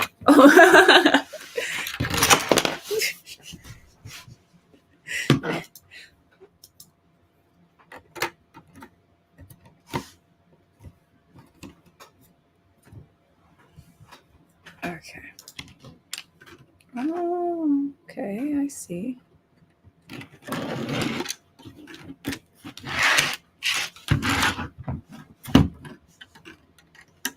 Does that fit?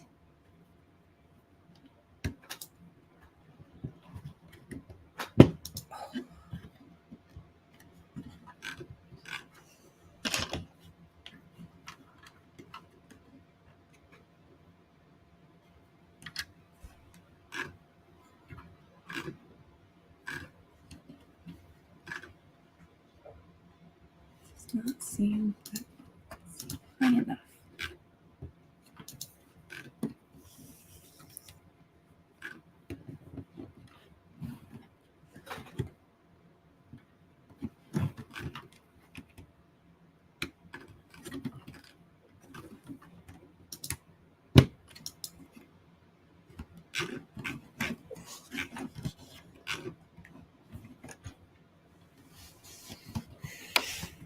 What you doing there?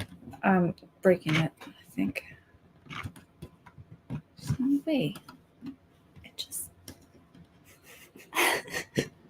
There we go. I got it.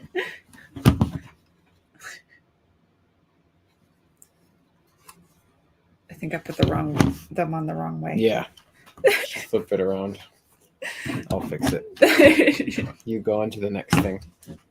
The next thing is those two little birds.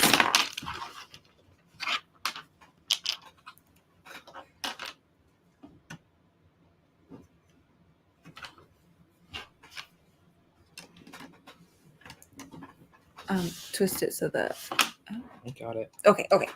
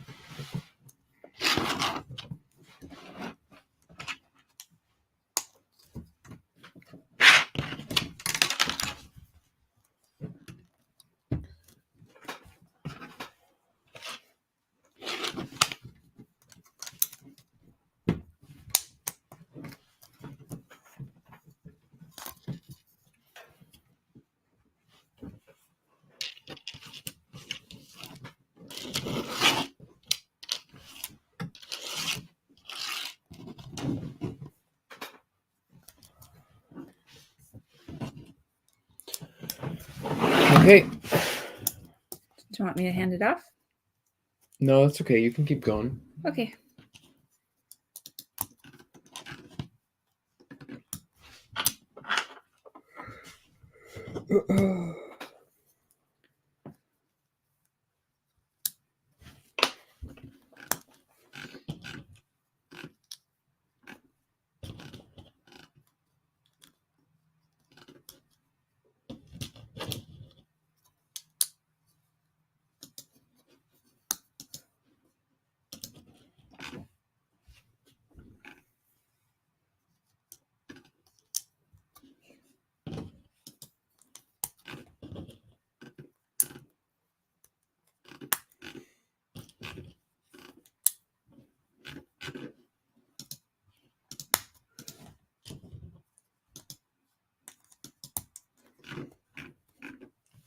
We should have stopped at the last bag. I am running out of brain. I'm worn out. I'm so tired. This is pretty cool though, and I'm anxious to see it go on the main set. Should I be making a corresponding thing on the other side? I Is think it just going to say make another one? Does it look like basically the same thing that you're making? It does. All right, I'm going to start in on it.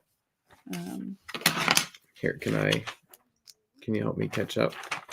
So, let's see here. So, this, and then, whoops, that one.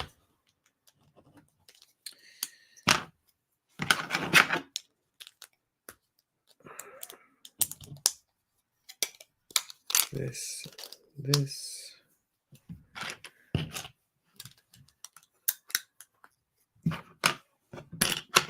What have I done?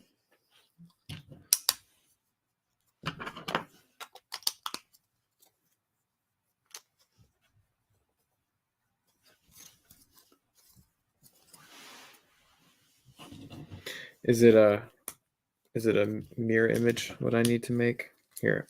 I'm just gonna look ahead quick.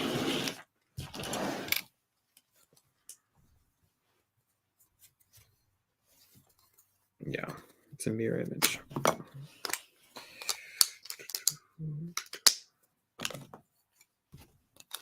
Sorry. It's fine. I'm just. We'll get this all straightened out. And here. There. Okay, that's right. You want me to take a look at it? This is wrong.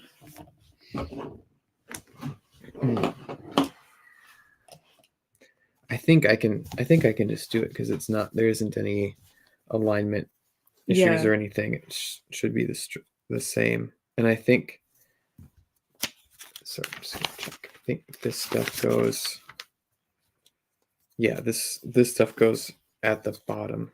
Oh. So if I start with that stuff at the top. Okay, I see what I did. No wonder I'm having issues. What?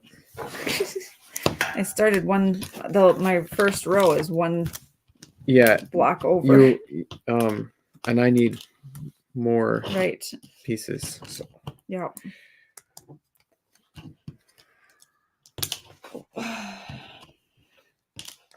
Yeah.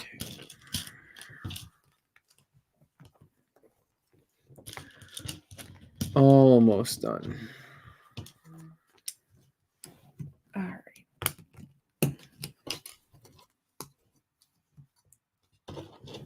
Let's try this again. This time in the right spots.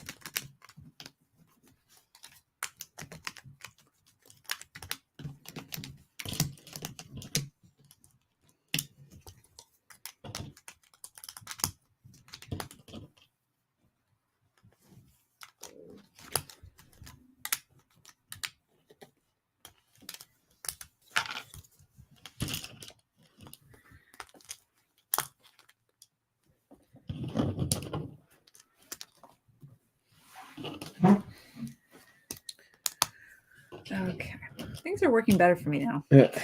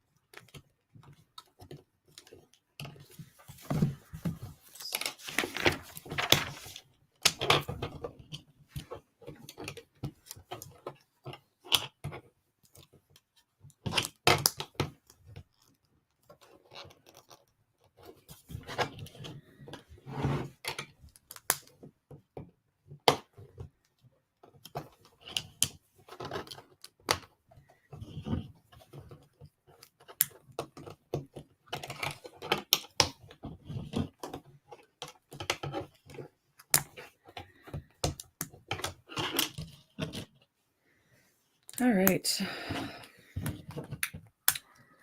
All right, let's get this done. Get Yes, on sir. your blue Yes, sir. pieces. Yes, sir. Where do the blue ones go? Just on the bottom, like this.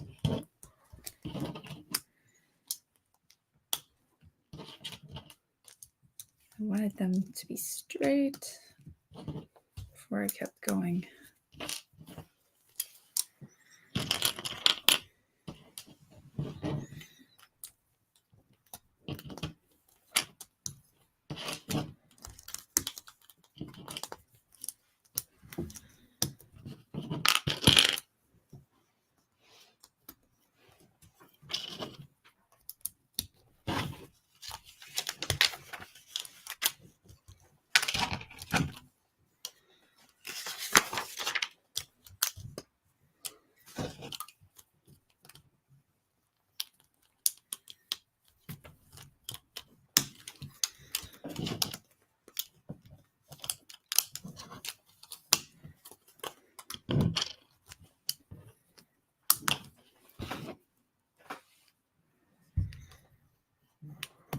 All right, stick that stuff on the bottom. Oh.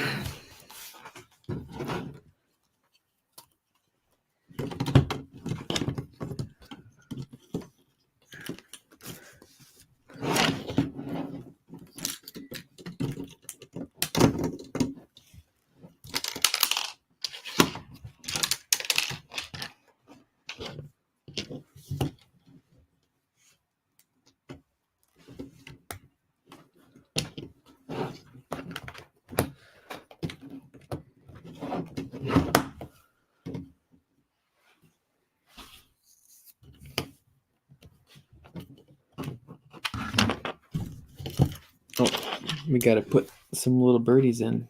Yeah, they go on either side here.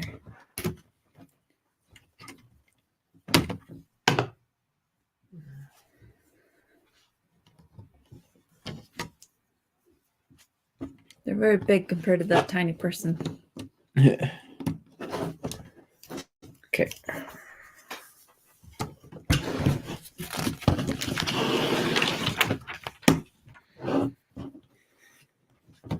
Okay.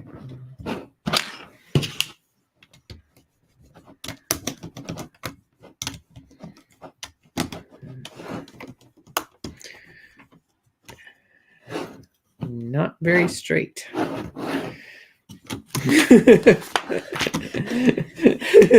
Why? Not straight enough. Oh, this is cool. We're building the ridge that's going to sit on top here. So these little telescope pieces come up through there and make a place for stuff to sit. This is kind of a fiddly part. To get these telescope pieces to stay there while you put the roof on.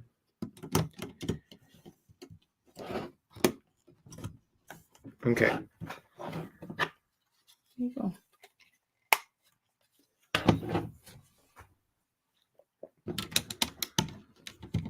All right. That's it. Want to put it in its place? Anything going that? Nope. Nope. Not All yet. right. Try not to. Oh. Did I forget a piece?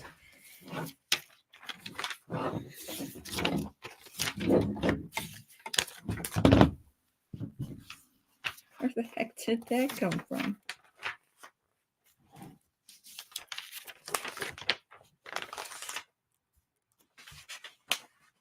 I don't even know.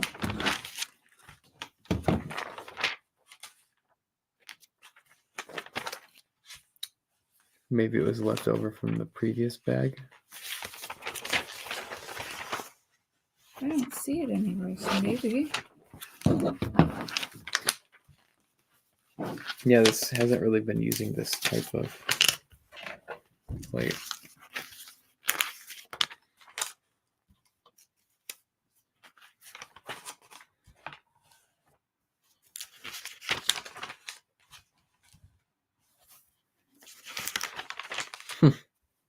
Where did that come from?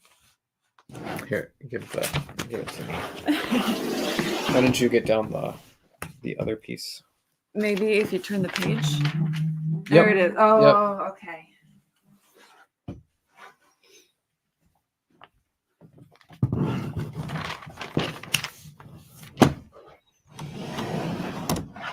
It's going right here. Very cool.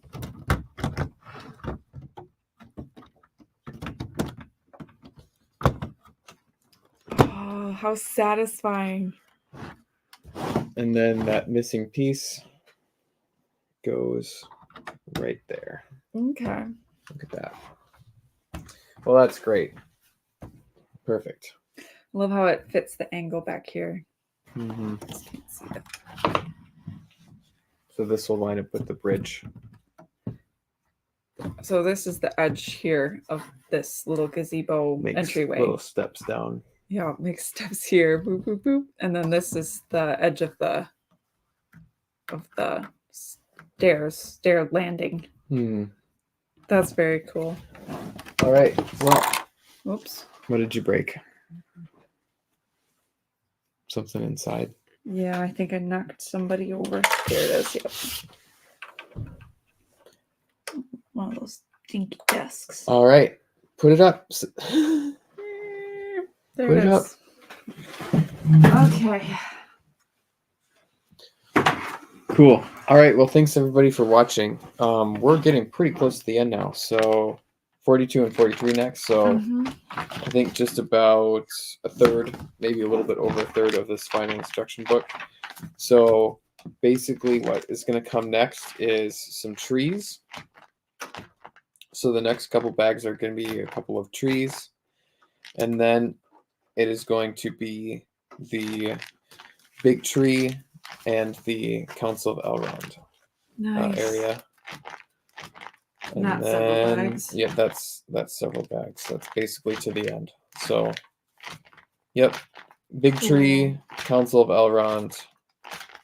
The last thing is the big tree that sits over the top.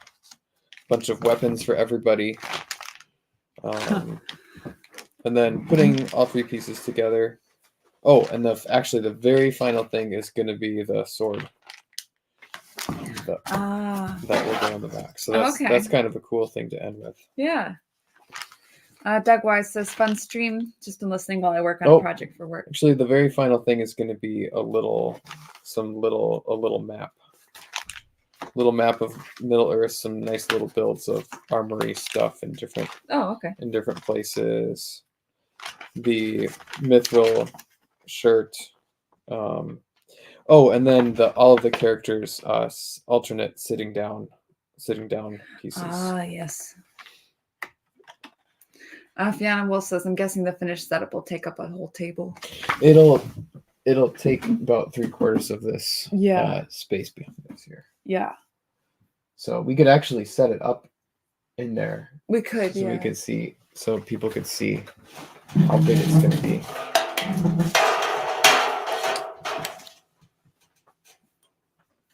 I'll move my books here. So we're going to have to find a different place to put some books, or we'll have to put it up there. I kind of like the idea of having this be a background. Yeah, I know we're trying to promote indies, but let's see. I think it'll just be a really nice, clean thing to have setting there. Yeah, very cool. Oh, that's cool. That's a little bench there. Oh. So we won't actually put everything together. Connect it. Okay, and you're gonna have to push that farther back because this actually comes out. Okay. You see that?